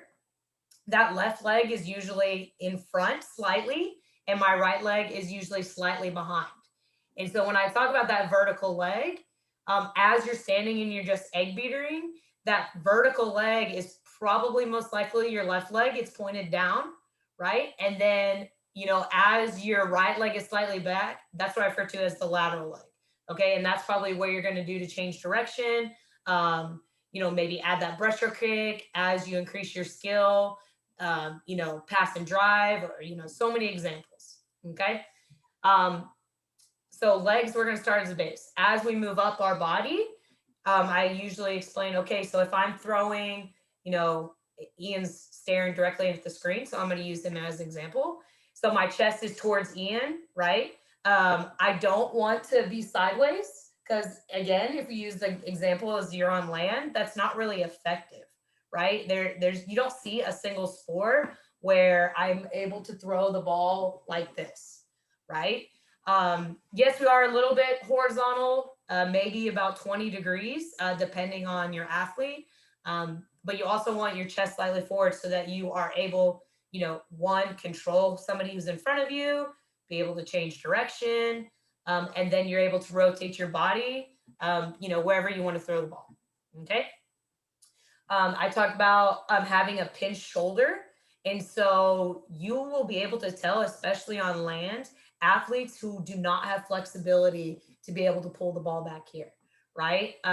That's when they go sideways, because this is a lot easier, right? And so as you're working on this and going through, the skill, I do this probably every single day, is that you'll see athletes, if they're doing this correctly, they'll gain more flexibility as I pull the ball back here. And then that's what I refer to as, like the shoulder being pinched, right? It's ready. I'm ready to release the ball at any moment. I'm ready to pass. I'm ready to shoot. I'm ready to enter the ball, depending on the situation. Okay. I talk about having your elbow, a little bit higher than your ear. When you're teaching new athletes, especially, or maybe non-coached athletes, I'll just refer to them as that, is you see this, drop the elbow and push. That comes from probably two things. Their base is not strong enough, right, to where they can able to successfully throw the ball forward, or they're not understanding that their elbow needs to start way up here. Okay. A couple more parts of the upper body is you want your hand underneath the ball and your wrist forward. Okay. As you get older, or as you see higher level athletes, and again, Ian, I'll be a little bit biased on the boys side, you see a lot of gripping the ball, right? And you see a lot of not control and a lot of twisting, and they like, oh, that's crazy shot. But really, as you're teaching strength, control, shot selection, okay, you want to teach hand underneath the ball flex. Sometimes with the 10 or 12-year-olds, I say, you're holding a pizza box. And then that wrist forward. So then you're able to control your shot selection, control the pass, the height of the ball, where the ball needs to go. So that's a little bit about body and legs. Does anybody have any questions about that? I'm good. All right, thank you for your response. Okay, so let's talk about the finishing part. And so I'm probably going to use the most simple example, especially when we're teaching newer athletes, is just, okay, having the confidence, especially the younger athletes, to control the ball and to be able to successfully shoot it. Okay, so I talk about location of the shot. Okay, so my goalie, is on the left side a little bit. So do I understand that I probably, in the most simple situation, need to shoot the ball to the right side, right? I don't know how many times in a game that, they're faking, and the goalie's sitting near side, and then they shoot the ball near side. And you're like, oh my gosh, like it's so very simple in your head, right? And so when you start teaching your athletes to shoot the ball, I think it's extremely important to understand, once they understand how to shoot it, right, the location of where they want to shoot the ball. Okay. Location of the goalie we talked about. And then I know we're not going to get into defense a little bit, but just the location of the defender is something to keep in mind when you focus on finishing. All right. So how do I teach that in a practice? Every single day, and my kids are probably annoyed of this, but I do what's called 3-second hold passing and 3-second hold shooting. And so I've kind of listed the examples on the far right. And so these 3 seconds, okay, is not about faking. It's not about, being wild, spinning the ball around, nothing like that. It's whole 3 seconds on focusing on your vertical body position as high as possible. Okay. And so you'll see at the beginning of your season, especially athletes that have sat for an entire year, the level of the water is probably going to be here, right? And so as you do this every single day, right, number one, it reinforces the body position that you're able to coach and correct. It also reinforces the conditioning of the legs, right? Especially, I only have an hour and a half practice in my high school.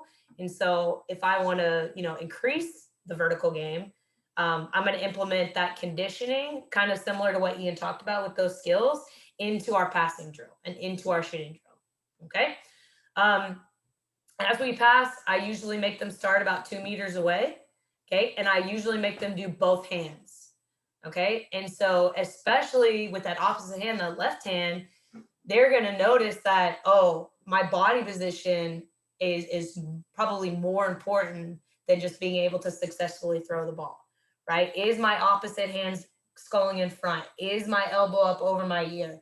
Is my legs driving and working, right?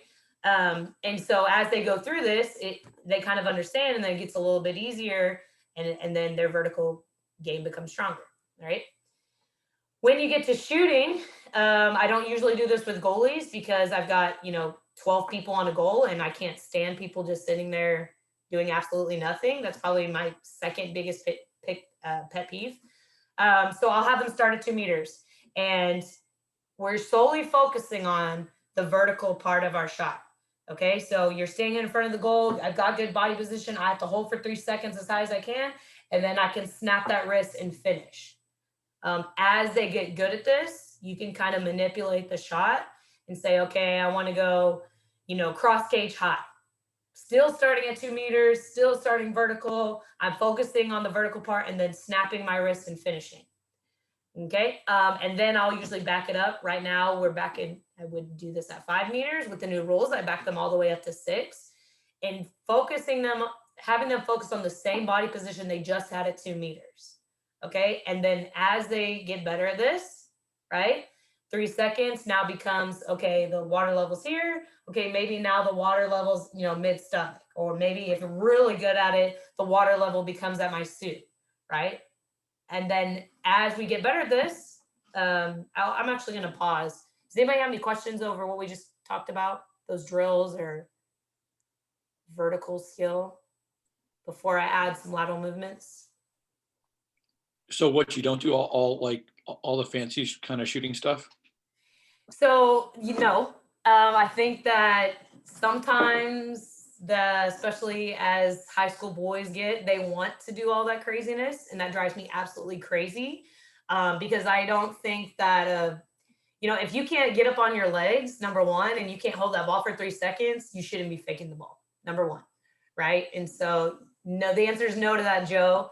But I think that's also hard because it is harder to keep the kids motivated to do this drill without all the fancy, fake helicopter, whatever the boys and some high school girls love to do, right?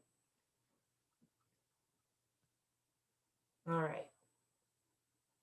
So as the skill gets better, I love to add lateral movements with your legs. Okay, I talked about your vertical leg is keeping you stable and keeping you up, and then that horizontal, that leg that's kind of at 45 degrees, allows you to make those lateral movements.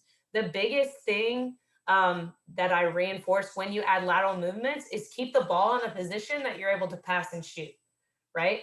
There are moments where we're able to pull the ball in front of us. There are moments where we have to lean and kind of enter the ball, but the beginning stages of movement is keeping that body position to where you're able to shoot the ball or pass the ball at any time.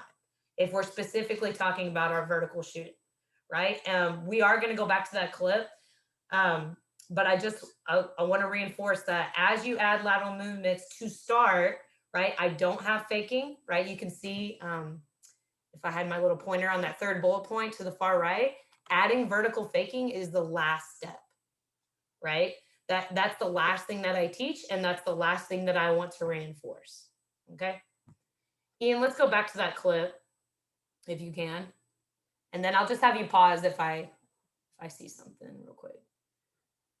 All right, so as we're moving the ball down, there's a little bit of contact, but as the defender backs up, right, and you'll see it here, he's gonna go straight up with the ball. And if you'll go maybe back right there, this body position right here is simple, right? The ball's back, his chest is slightly forward, his eyes are looking at where that goalie is, maybe the shot selection I should take, maybe that opportunity to enter the ball. This right here, if I could blow that up and post it on the natatorium wall, that's probably going to be a pretty good, thank you, Ian, a pretty good vertical body position, right? You'll notice that as they're not making contact, okay, I know that's a little bit of fast movement. You'll pause right there. Oh, go back just like 2 seconds. a little bit farther, right before he passes the ball. And I know that's kind of blurry, but as he's going to pass the ball, right, that body position's the same, right? He's getting on his legs, he's going up, you know, his eyes are probably looking towards the center, towards the cage, but that same body position going up and making that pass to his teammate up at the 3. Right, go ahead, Ian. Thank you. Again, good body position. He's allowed to, and then he adds that fake, right?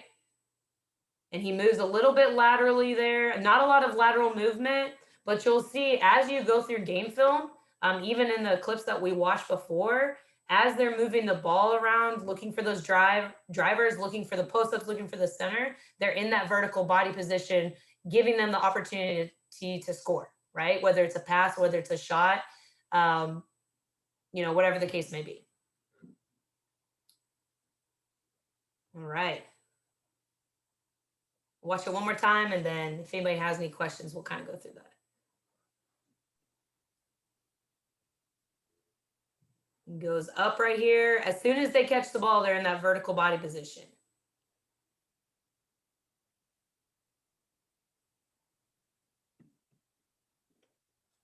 All right. Does anybody have any questions or comments on how to implement that in practice?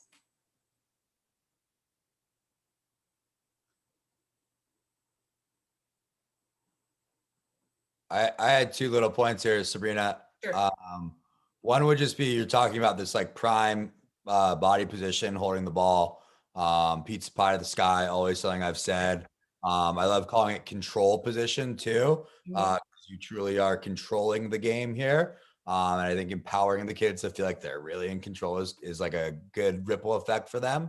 Sure. But this fake even too is like, when you're talking about not loving teaching or not introducing fakes early on, I think a lot of us as coaches get worried because kids think that they're going to do cool fakes, cool craziness fakes, right? And we're watching 2 great players in the world right here, and their fakes are simple, right? They're exactly in their shooting motion, and you can see just how much it affects the defense on these little fakes, right? They're not this like super aggressive, crazy rodeo, whateverness.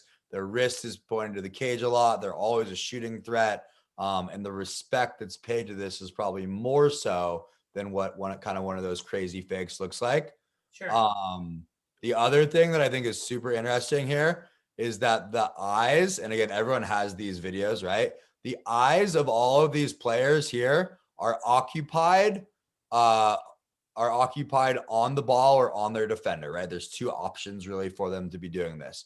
Throughout this possession, every single one of these defenders, their occupation, their eye, their attention is drawn to the person that they're guarding, okay?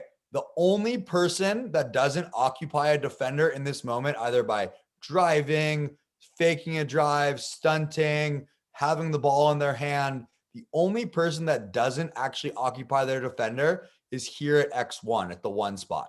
Okay. And who ends up getting a block on this play and influencing it to cut off this little tiny touch to direct the ball back to their goalie is X1. Right. And so occupying defense was a big overlying topic that we've covered in all of these things. But again, it's all in these clips, and it's all in how much you want to dive into it and look at it here. But a fantastic job by all these guys, a great job moving the ball, a great job of occupying, but now one person isn't doing their job to the best of their ability, and it affects this play's outcome. Yeah, Sabrina, there was a question in the chat from Jonathan Lendero. Do you have any favorite drills for this other than the 3-second hold? Sure. So if we're just talking about basics and probably at a similar high school level, right? Depending on how much space you have, depending on how much time you have, there is a couple variations. And so what I do is I start with this drill and then I build upon it. And so depending on the level of athletes, right, is how much you can build upon this drill. It depends on what the skill you're working on, right? So if I'm solely working on my vertical game, my vertical shooting, there's a drill I really love. If you have a position at 2, 3, and 4, okay, and everybody starts with the ball, All right. And so, well, if the 4 has the ball, the 2 and 3 just kind of have the ball next to them or the person behind them. And so what you can do is if I'm the 4, I'm going to start with the ball. Again, I've built upon this 3-second hold. I'm going to go, 3, 2, 1. I'm going to make a cross pass and then a pass directly back for a catch and shoot. All right. And so then after the 4 goes, the 3 gets to go. And so the 3 gets the ball that was behind them, right? 3, 2, 1. They can pass to any player for a pass right back, catch and shoot. And then the 2 goes. And so after all 3 players go, then you can rotate. There's a couple, again, that's simple, basic, just working on vertical body position. One thing that it is reinforcing is your vertical body position when you have the ball, and then after you receive the ball for a catch and shoot, right? How many times in a game where the person catches the ball and then they want to fake, 50 times, let the goalie slide, and then they still shoot it near side, right? That frustrates me. But it also gets them to focus on their balance. And so, okay, they're 3, 2, 1 balance. I understand what that body position feels like. And then I kind of pass, and then, okay, maybe I'm not on balance, and then they receive the ball again. Okay, how do I get back to that body position to catch and shoot the ball effectively? Does that make sense, Jonathan? Yeah, and Sabrina also did Yes, put it does. Thank you. Yeah, Sabrina also did put in the chat the USA Water Polo Coaches Manual, which has a ton of drills in there as well. So. Sure. One thing about the drill, the goalies hate it because there's so much ball movement, right? It also works on spacing and balance, right? You can add, if you want to work on just the 2 and the 4 body position, if you do this on just from the 1 and the 2, do you want to do this from the 4 and the 5? So that drill you can kind of implement in different scenarios, solely working on outside vertical body position. Yeah, and if you don't mind that, if I jump in here, like it's, Sure. The 3-second hold shooting, but then you add the lateral movements. That's different. Sure. That's a different drill, and it might seem a little kind of repetitive, but if you just take these basic drills and you just add a couple kind of new wrinkles, then you're doubling your like the number of drills that you're doing. So Right. so it's not going to seem like the same thing over and over and over again in the practice. So. Well, one thing I will say, if you're coaching a lot of athletes at one time and it's just you, so for example, I've got 45 high school athletes with 5 lanes by myself, right? This is a really good drill to get them started and get them moving and get the goals in while you're kind of, making sure people are doing what they're supposed to do, collecting your thoughts for the next, part of practice. That is another reason why I start with this, because they know the expectation. They're working on that vertical game. And then you're kind of, as a coach, okay, now what's the next plan? What am I working on and where to start, right? The kids have now gotten used to it. And so now I can kind of transition my practice a little bit faster. Again, I hate kids sitting around, and I also hate, kids going one at a time on a goal when there's 12 people on there. And so you can kind of get 2 or 3 people in front of a cage going one right after the other.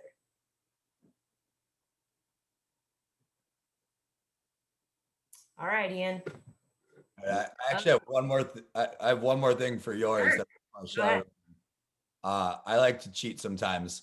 So this is my favorite toy. One of my favorite toys for practice. It gets as cheap as $9.99. This is pretty good at $13.99 right here. It's a floating volleyball net. And there are strings off the end of it that you can put a diving brick in, or you can put a weight belt on, or upgrade it any way you kind of want to. We use a suction cup kind of system for it, so we can put it anywhere in the pool. But shooting over these is an awesome tool when we talk about creating verticality, elevating up over the top of them, forcing them to do different things. We use the sides too to like work on some wrapping shots. We fake across them and having to elevate up over the top of them as well. And again, just another way to kind of think outside of the box of solving a problem that's not just sitting with a player and another player to show you that like you need to leg up higher and work on this as well. Because for me, as I'm sure it is for Sabrina, as I'm sure it is for all of us, telling kids over and over and over and over and over and over and over and over and over and over and over again that they need to change sometimes gets difficult. And so if you can find a way to show them that what they're doing is wrong or needs improvement, versus being the one that has to tell them it, a lot of times it gets easier, and it's hard when you have another player. So this one's great. We have them with like really tight ropes. So it's like the highest possible one. We also use it to work on entry passes as well to get up. And then also with some dip ropes that have a dip, kind of like this one.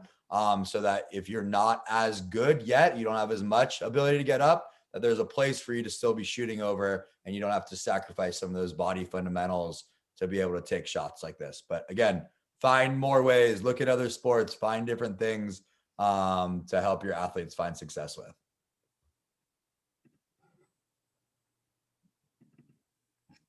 Okay.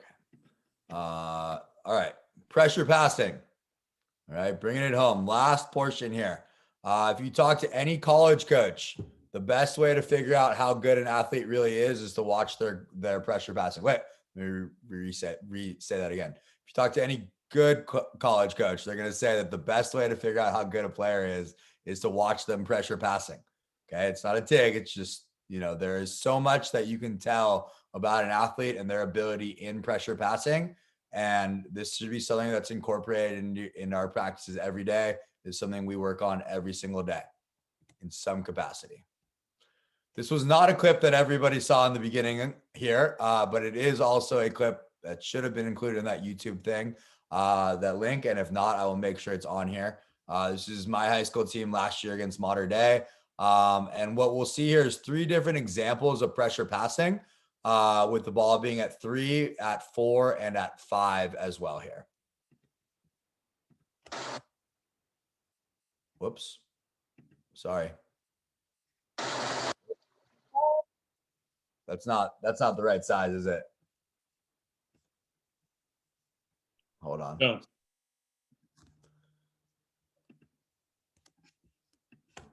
All right. There you go. There we go.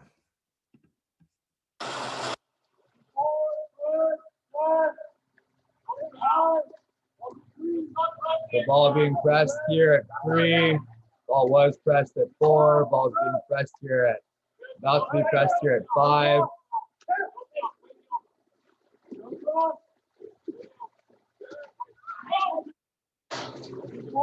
Okay, so ball's under pressure here at 4. Ball's under pressure here at 5.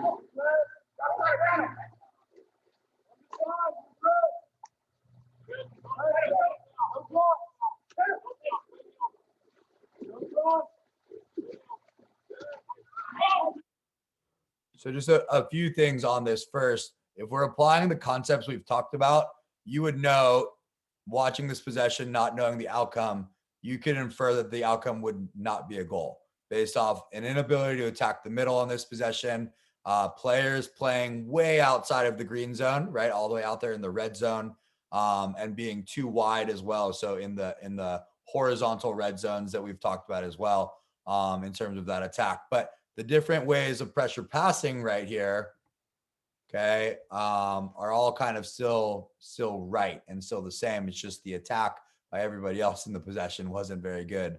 And you could also say that the attack of the people pressure passing wasn't very good because they chose to stop moving really far outside in the red zone as well. So 2 main things for me break down pressure passing. And this has changed for me over the years. I used to have way more, but now it's really just these 2 things: attacking the attack and creating separation. Okay, so attacking the attack. I used to do what it's called running away. We call it running away, breast kicking away, protecting the ball with somebody coming at you for laps and laps and laps and laps and laps. And what I found is that by only focusing on running away, or doing a majority, if you're looking at a pie chart, right, like 60 or 70% of our pressure passing skill work was running away, the first instinct is always to run away. But if we're ending up in a position that is farther away than the green zone and we're really out there in the red zone and beyond, then we're setting ourselves up for failure in the end, right? So really what I found was attacking the physical attack towards us was the truest way to pressure pass. not focusing on where we wanted the result to be, but focusing on where the initial action was really happening. And so that pressure that came at us, teaching our athletes to attack it and take it on and reposition the attack towards them, actually it forced our athletes to become better pressure passers and allowed them actually to become more confident because they felt like they had skills that they could fight back on. Side note, one of the terms that drives me crazy is center defender or defense in general, because most athletes' initial response to defense is to sit back, right? So your job is to sit back. But in reality, if you're a center defender, you're actually a center defender attacker. Your job is to attack the center and not allow them to rest. Just like on the perimeter, it would be your ability to rest or not to attack the offense. So we want to attack that attack as it's coming at us. So things that we think about here are an attack position, right? That controlled position that we hold the ball in here in good body position is now slightly tilted forward while still protecting the ball, okay, to then attack what is coming towards me, okay? Thinking in threes, an ability to move vertical to then horizontal, right? Vertical to lateral possibly. Contortion, release points, different release points with my arm, okay, to the right, above me, to my opposite ear, contorting my body to find the right passing line that I need to in this attack. Hand fighting, offhand, working, parrying, reposing, working against the attack that's coming towards me. For those that don't know, those are fencing terms as well. So find other sports work, right? The attack that's coming towards me, I can redirect the attack and then re-attack the person that was attacking me. And then vision, okay? Attacking the attack while I can take on one person. At the end of the day, the term is pressure passing, right? Not pressure attacking. So I need to make sure that I can still accomplish my job of reading the pool and delivering the ball to the location that it needs to end up in, right? A defender also completes their job, not just by putting pressure on the ball, but by forcing an offensive player to turn his vision or her vision away from the pool, right? Which then creates more panic and subsequently creates more havoc for the offense that they're playing against. So working and breaking down these things further, right? Attack position and Sabrina said it perfect, right? She used it exactly. Pizza pie to the sky, right? Pizza pie holding the ball. Okay. Definitely do not want pizza that's falling flat on its face here, right? In terms of holding the ball, you need to make sure that the wrist is pointing forward. Egg beater kick, breast kick, and just ball control and protection in general. Thinking about that vertical to horizontal, coiled and exploded. This is a blast position, but vertical. Okay. So if I am horizontal in my drive start, coiling and exploding. Okay. If I have the ball in my hand and I'm jumping up, my knees are coming into my stomach and I'm jumping up. I'm coiling and exploding. It's the exact same thing, right? Again, these are terms that are there. These are skills that are moving across positions in the pool, offensively and defensively even. Okay. Skating and back skating, taking the ball and moving away. I'm skating with breast kicks. I'm back skating away. I'm skating to my right. I'm skating to my left. Again, all things that we've talked about now already. And then vision. One of my favorite drills to do in working on pressure passing is basically the carnival squirt gun game. And so I'm sure a lot of us have been to a carnival before, or state fair, and you have the squirt gun and you're squirting it into the clown's mouth, and you've got like something running up a mountain, or you've got your car moving across, or a balloon blowing up to pop.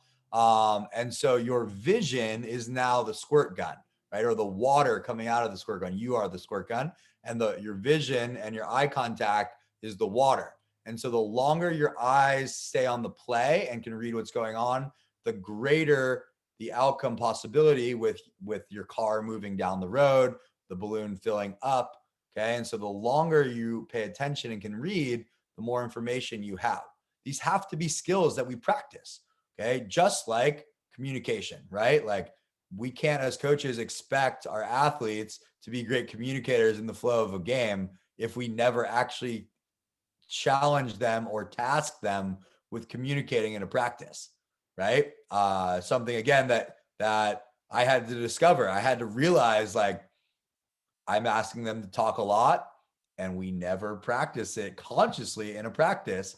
And if we do, maybe it's in our whole year, it's like 1% of our practice, right? And so how are we going to have a great outcome here if we don't practice it all the time? So working on all of these things here, thinking about the way this breaks down. And as we see again, it breaks down to attacking position, vertical to horizontal, hand fighting, thinking in threes again, and vision.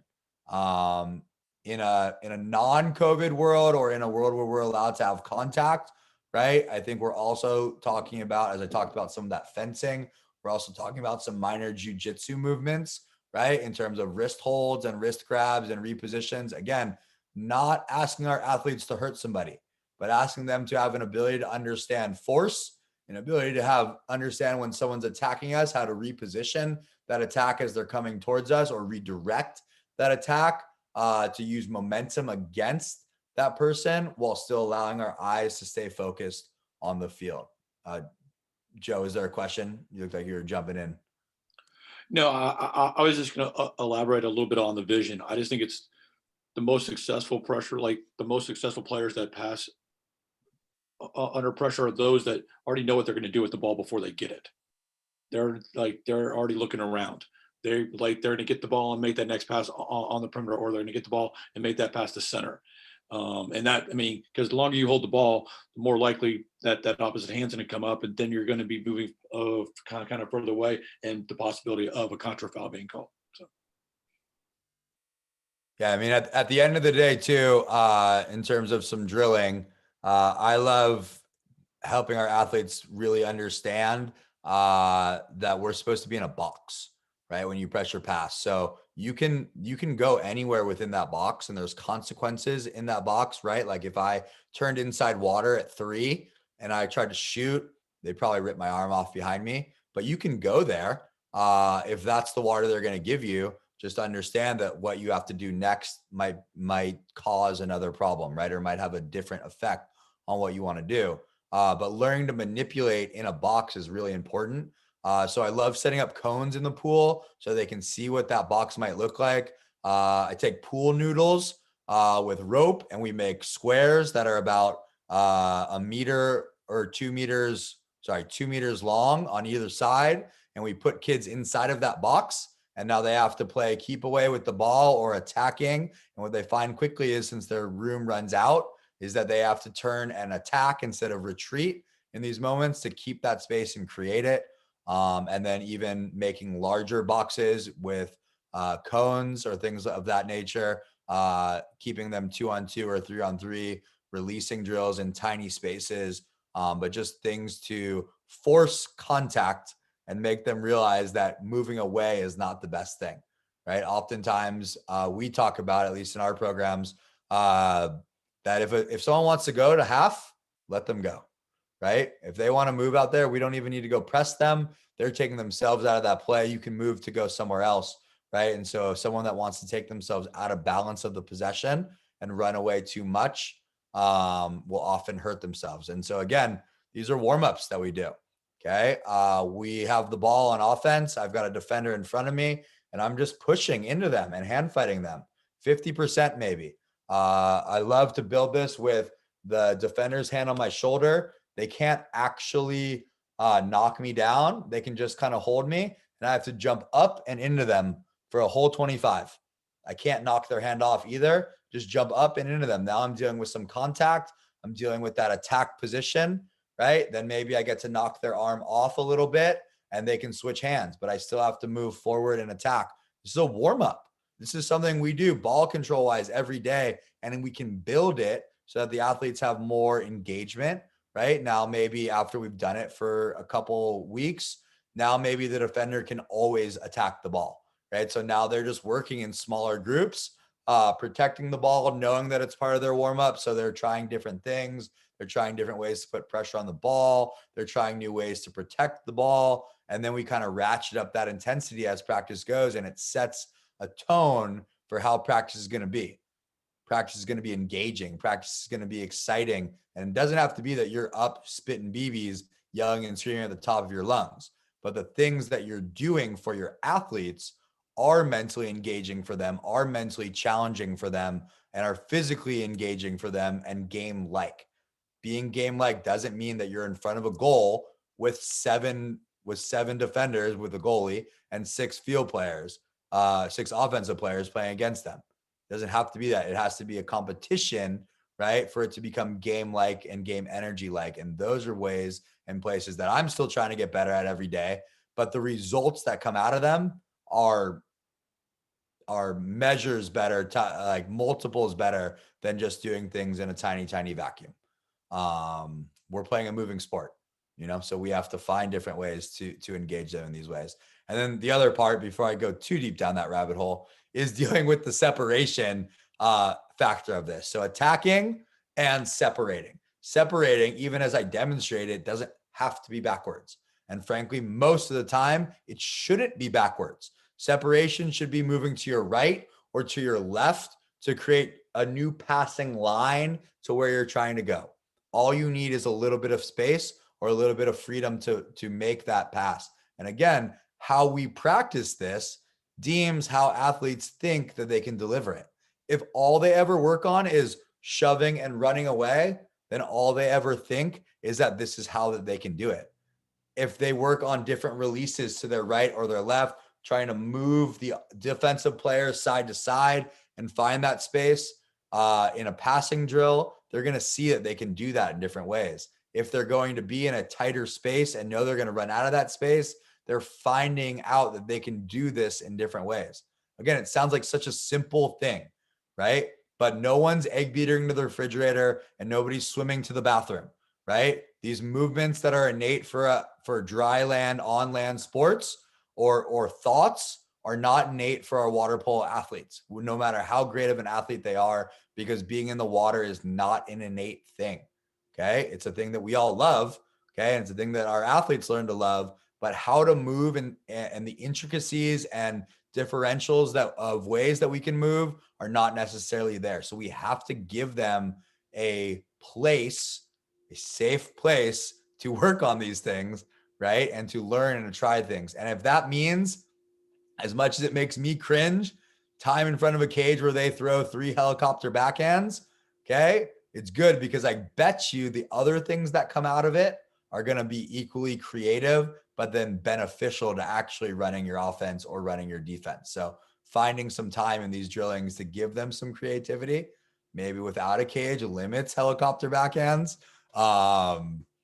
and finding a way to incorporate this into your warm-up every day or once a week even, is a really great way to go ahead and address this.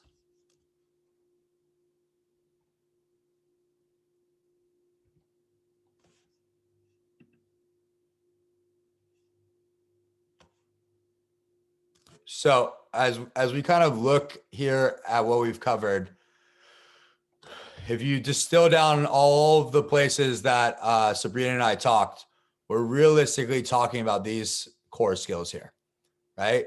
Skating, blasting, handling contact, moving in any combination of horizontal to vertical, sculling, drifting, or reverse sculling, some of you might call it, and ball control.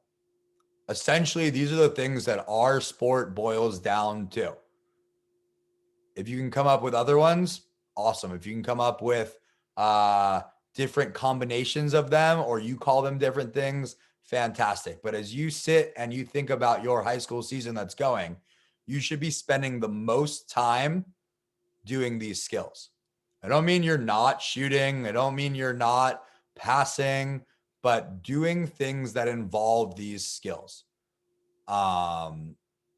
They should make up a large portion, if not everything that you are doing in a practice. They are the root skill to everything that we have talked about today in terms of an offense. They are also the root skills of defensive movements as well. And so just kind of as an example here, we'll show 2 video clips. One is a center defense. The first one here is a center defender drill. Even though we've been talking very offensively, I want to show you some defensive stuff here as well. So this is just a center defender jumping and moving around a center. We call it picking up your luggage or luggage drilling. They would be penduluming then to the other side as well normally. But she is coiling and exploding. She is sculling. She is moving throughout the water. There can be skating in this. When she switches to the other side as well, there's another aspect of skating and blasting and contact.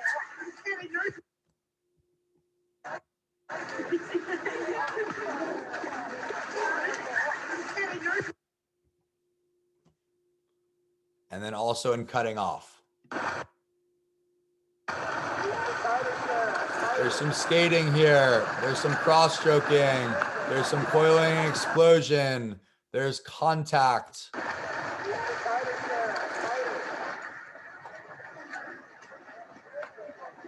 This is really messy and ugly too. It's kind of making me cringe watching them do this, but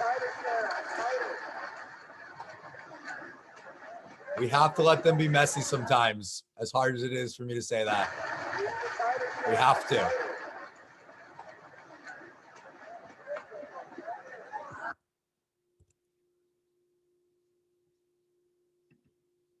Whoops. Whoops. I'm messing it up, Joe. I'm messing it up. You're doing just fine. You're doing just fine. You're about 2.5 kind of hours into it. You're doing good. Oh, okay. So, Sabrina, did you have anything on these overarches? Yeah, I just want to reiterate, the importance of these core skills at the high school level and even at the club level or whatever I'm doing. These skills I'm probably doing every single day, with warm up, with conditioning, with my passing drills, with my shooting drills.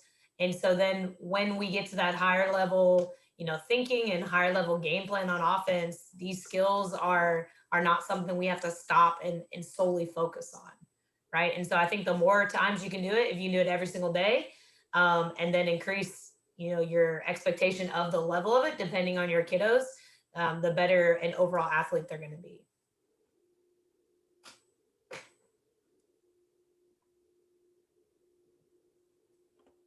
Yeah, no doubt. No doubt about that.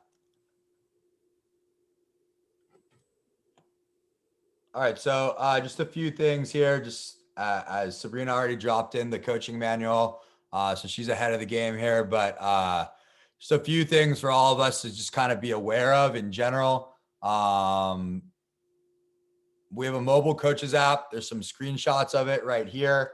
That it's a labor of love for sure. I think it's absolutely awesome. If you've kicked around in it, you probably agree. If you haven't, I would go check it out. If you're a USA Water Polo member, it is free for you.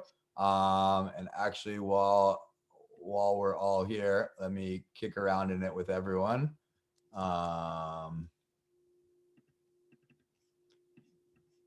As well. So there is a desktop version of it as well as an app version of it. But essentially here it's an incredible aggregation of resources. Okay. There is a coach's corner that's here that has essentially 20 coaches and perspectives on, approach to mental toughness. How do you adjust your training heading into the postseason? Like these all seem very apropos to us going into a high school season and different little windows into what some of the best coaches in our country are doing. There is a link to the coach's manual here as well. There is a coaching lecture series in here. Officiating, we had a development summit in 2019. These are, again, some of the best coaches in the country and frankly in the world, not just limited to our country, are here talking and lecturing on certain items. It's a fantastic resource for any coach to be having. And then here under coaches resources, there is a section called drills and skills. There's also practice planning and some other items, but a section called drills and skills. These are all videos on these things. So a lot of them are topics that we've talked about today, and positional items as well. This stuff in here on learn to throw and throwing fundamentals is amazing. There's some breakdowns done by Natalie Benson, which is some old school softball methods of learning to throw that are absolutely fantastic. They're great for beginning athletes as well. And then there's also Hey, Ian, you just cut out for a sec.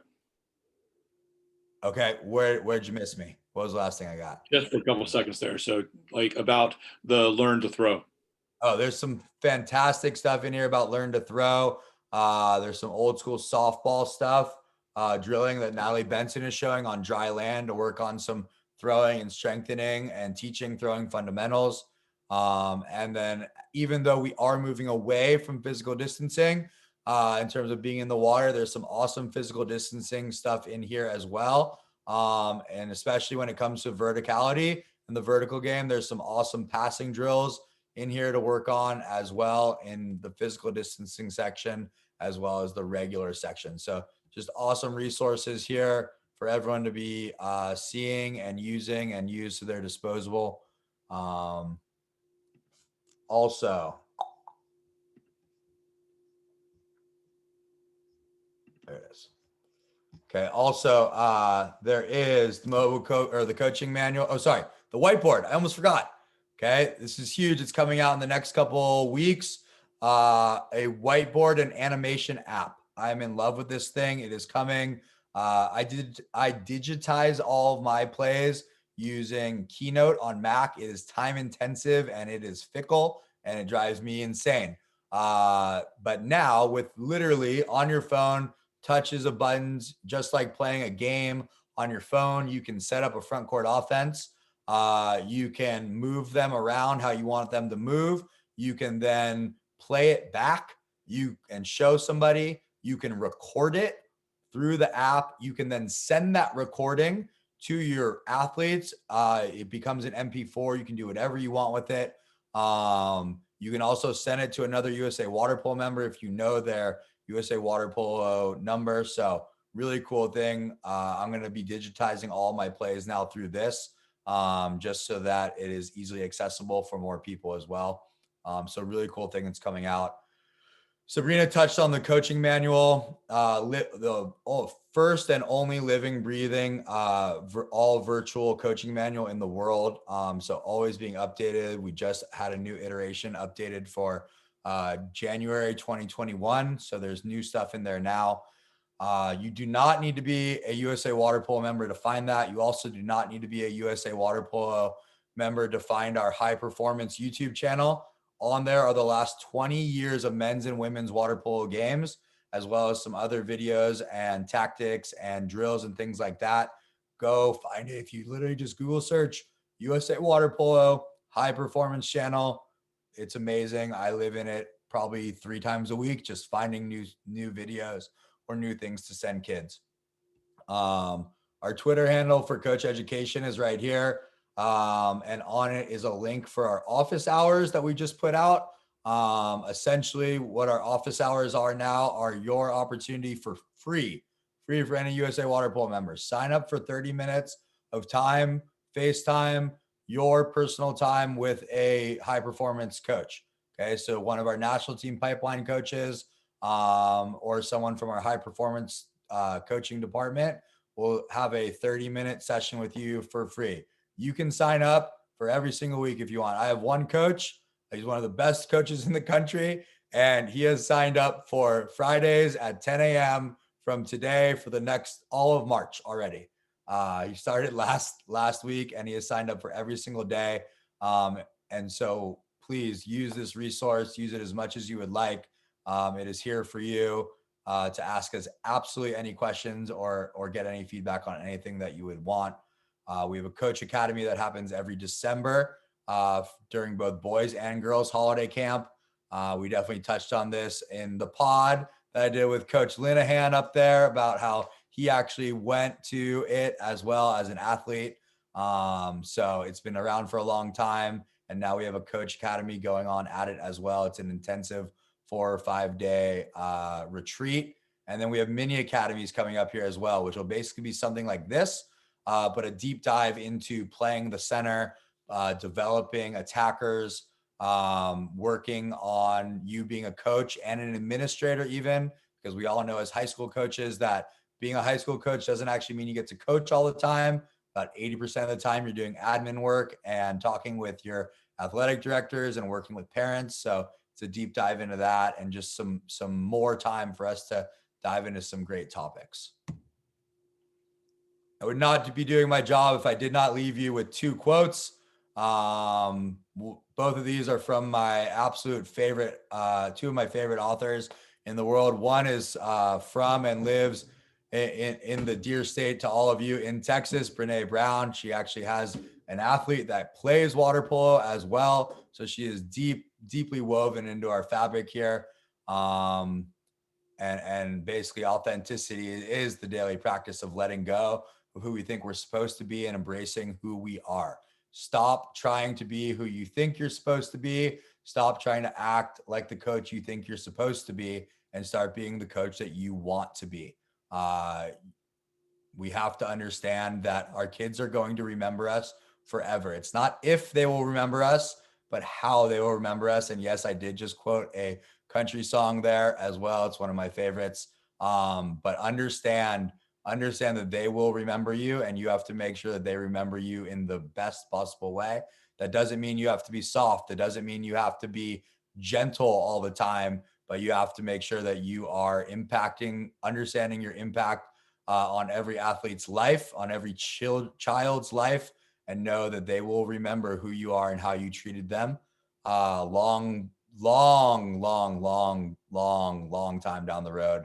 And remember, the goal is not to be perfect by the end. The goal is to be better today. You're all starting a high school season.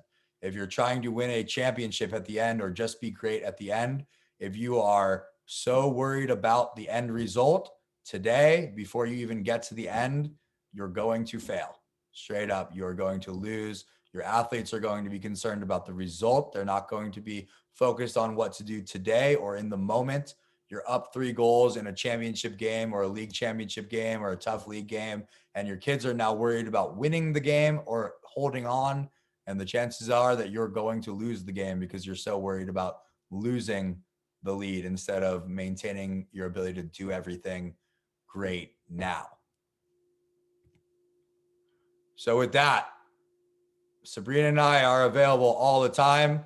I am available all the time. I do not want to put that totally on Sabrina there. It is literally my sole job to be, not my sole job, I have multiple jobs, but one of the great perks of my job is that I am literally available to you as coaches all the time. Okay. So if you have any questions, please do not hesitate to reach out to either of us. Yes, reach out to either of us here if you have any questions. And the thing that that bums me out the most is when I leave a clinic and I have coaches that 6 months later reach out to me and go, I've really been thinking about reaching out to you since the clinic. And I just have been through so many different things and had so many questions. And I finally was just like, you know what? I'm over it. I'm just going to call Ian now. And I'm just like, what have you been doing for the last 6 months? Like, reach out the day after, the day of, like, whatever. I am not one of those people that sits here and says, please reach out to me, and then never responds to your email or your phone call. As I said before, it is literally my job to respond to you and work with you for you to become better. It is truly one of my joys as well to be able to collaborate with coaches across the country and across the world. So as I know it is Sabrina's as well, takes great joy in working with coaches and takes great pride for herself, as I'm not trying to speak for you, but in coaching where you coach and working with the coaches that are in your own area as well. So I just want to say thank you very much for the opportunity today. I'm very grateful, whether it's because I'm too stubborn or I'm too patient. I will stay on here as long as needed for everyone to ask any of the questions that they might have or comments or chat about anything. But I do just want to say thank you. And Sabrina. All right. No, I just want to say thank you to everyone who came. Again, our contact information was just shown. So I think the biggest thing that you can do as a coach, and I continue to do this, is just take everything that you've learned and just put it into your toolbox. Again, not everything that we may talk about you may use immediately, but just the resources that you have, the contacts that you have just within this group of people, are great resources for you guys to learn it and implement other ideas into your practices.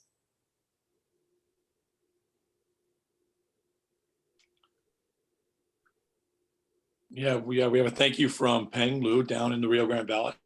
But hey, I just want to say thank you so much for Coach Sabrina and Coach Ian. I mean, we talked a little bit about the front court principles. I think we can open it up now if anybody has any other questions that they might want to ask about anything. Just go ahead and unmute yourself and ask away.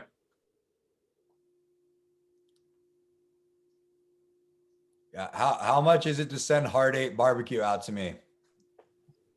All you got to do is ask. All you got to do is ask. And if you want to meet, kind of Brene Brown, just let me know.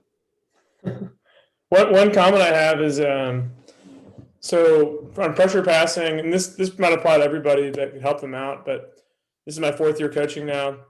And something that's really helped just explain to my kids is like, if you're going out on your stomach to get the ball, you're already kind of screwed. Because as you're turning around, now you're on your back and they can just press down on you.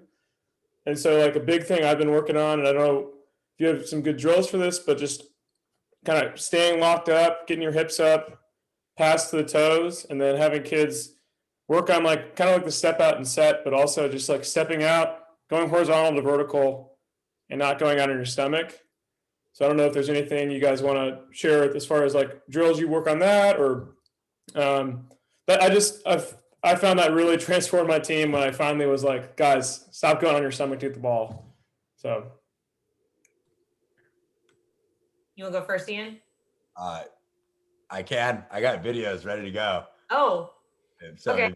first. Before you share your videos, one thing that has really kind of helped me, I think, working with a newer team, especially your high school program, Tim, is the ability to pressure pass kind of makes it or breaks it, right?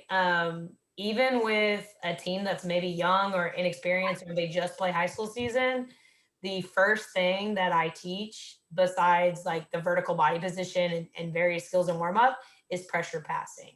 And so what I kind of do is I do it without defense first in terms of the skill, right? Teaching them, you kind of talked about this, not laying flat on your stomach and kind of on your legs, kind of like Ian talked about, in that attacking position, so that you can control the defender. And so what I do is I kind of make everybody go out in space, and I kind of talk to them, okay, we're on our legs. It's the same body position as 45 degrees. And how am I able to make contact with that player and then be able to control the ball? And so as you do that skill, then I add defense, and either I like 3 seconds or I just use it in every drill.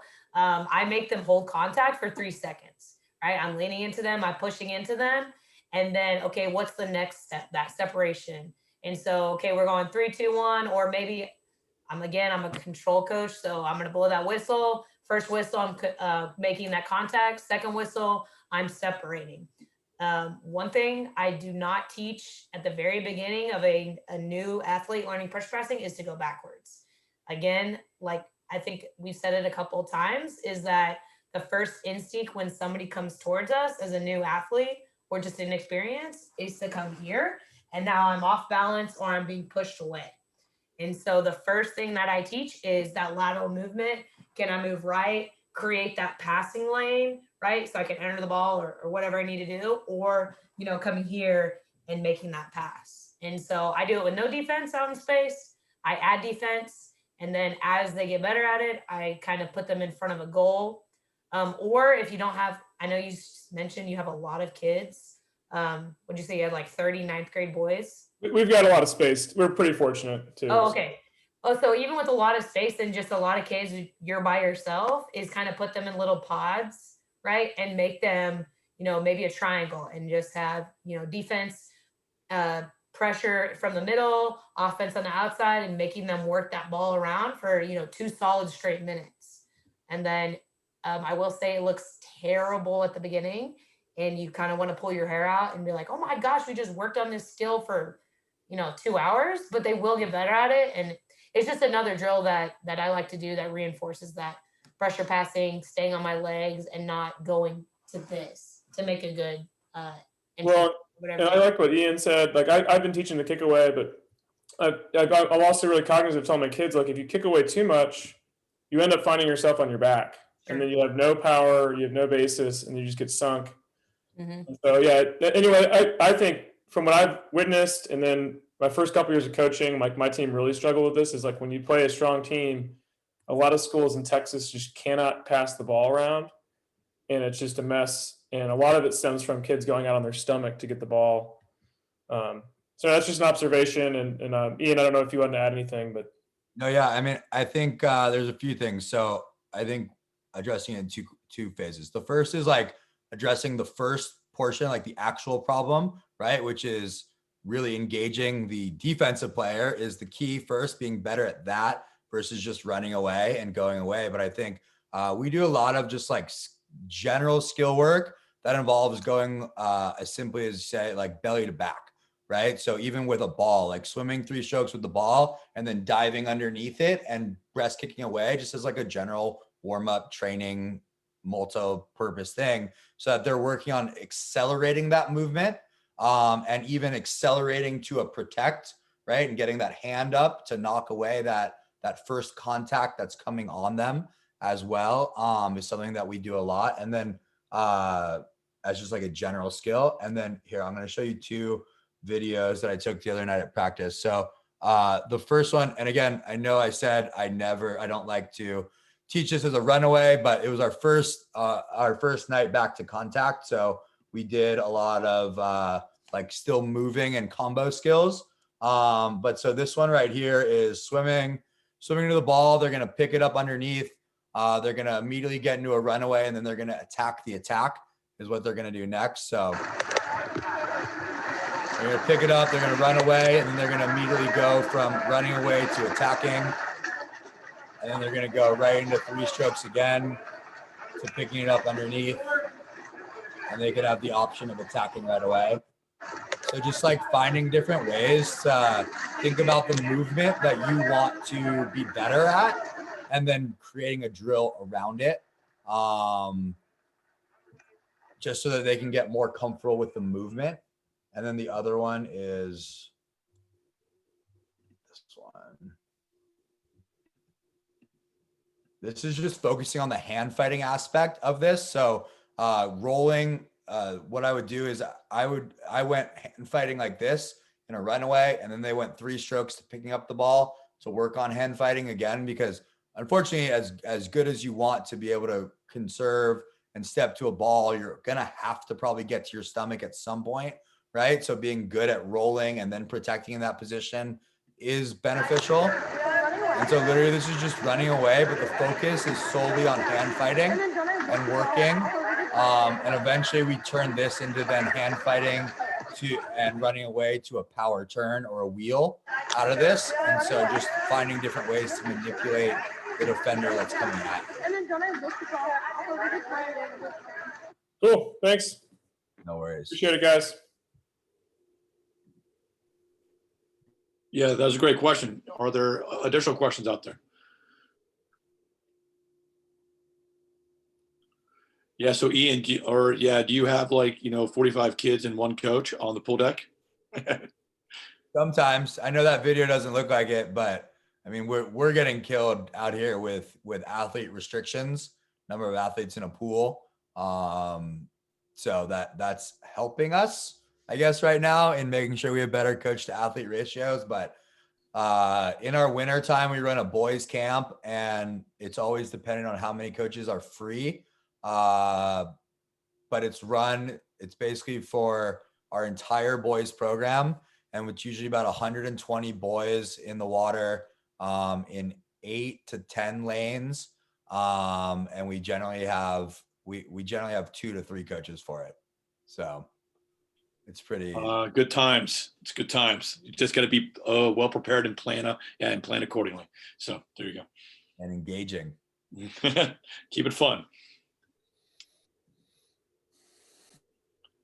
Anything else? Come on. How often do you get Sabrina, Joe, and I all together here? Well, we got the office hours too. So, and this is going to be, this has been recorded. We will get this out to everybody as well. It'll be posted online, etc. So, again, Ian and Sabrina, thank you so much for joining us. And that's going to be the end of our USA Water Polo Texas Coaches Academy. And it's exactly 5 p.m. How about that? Wow. How about that? Thanks for letting us run long, Joe, so I could not go back to my camp. Appreciate it.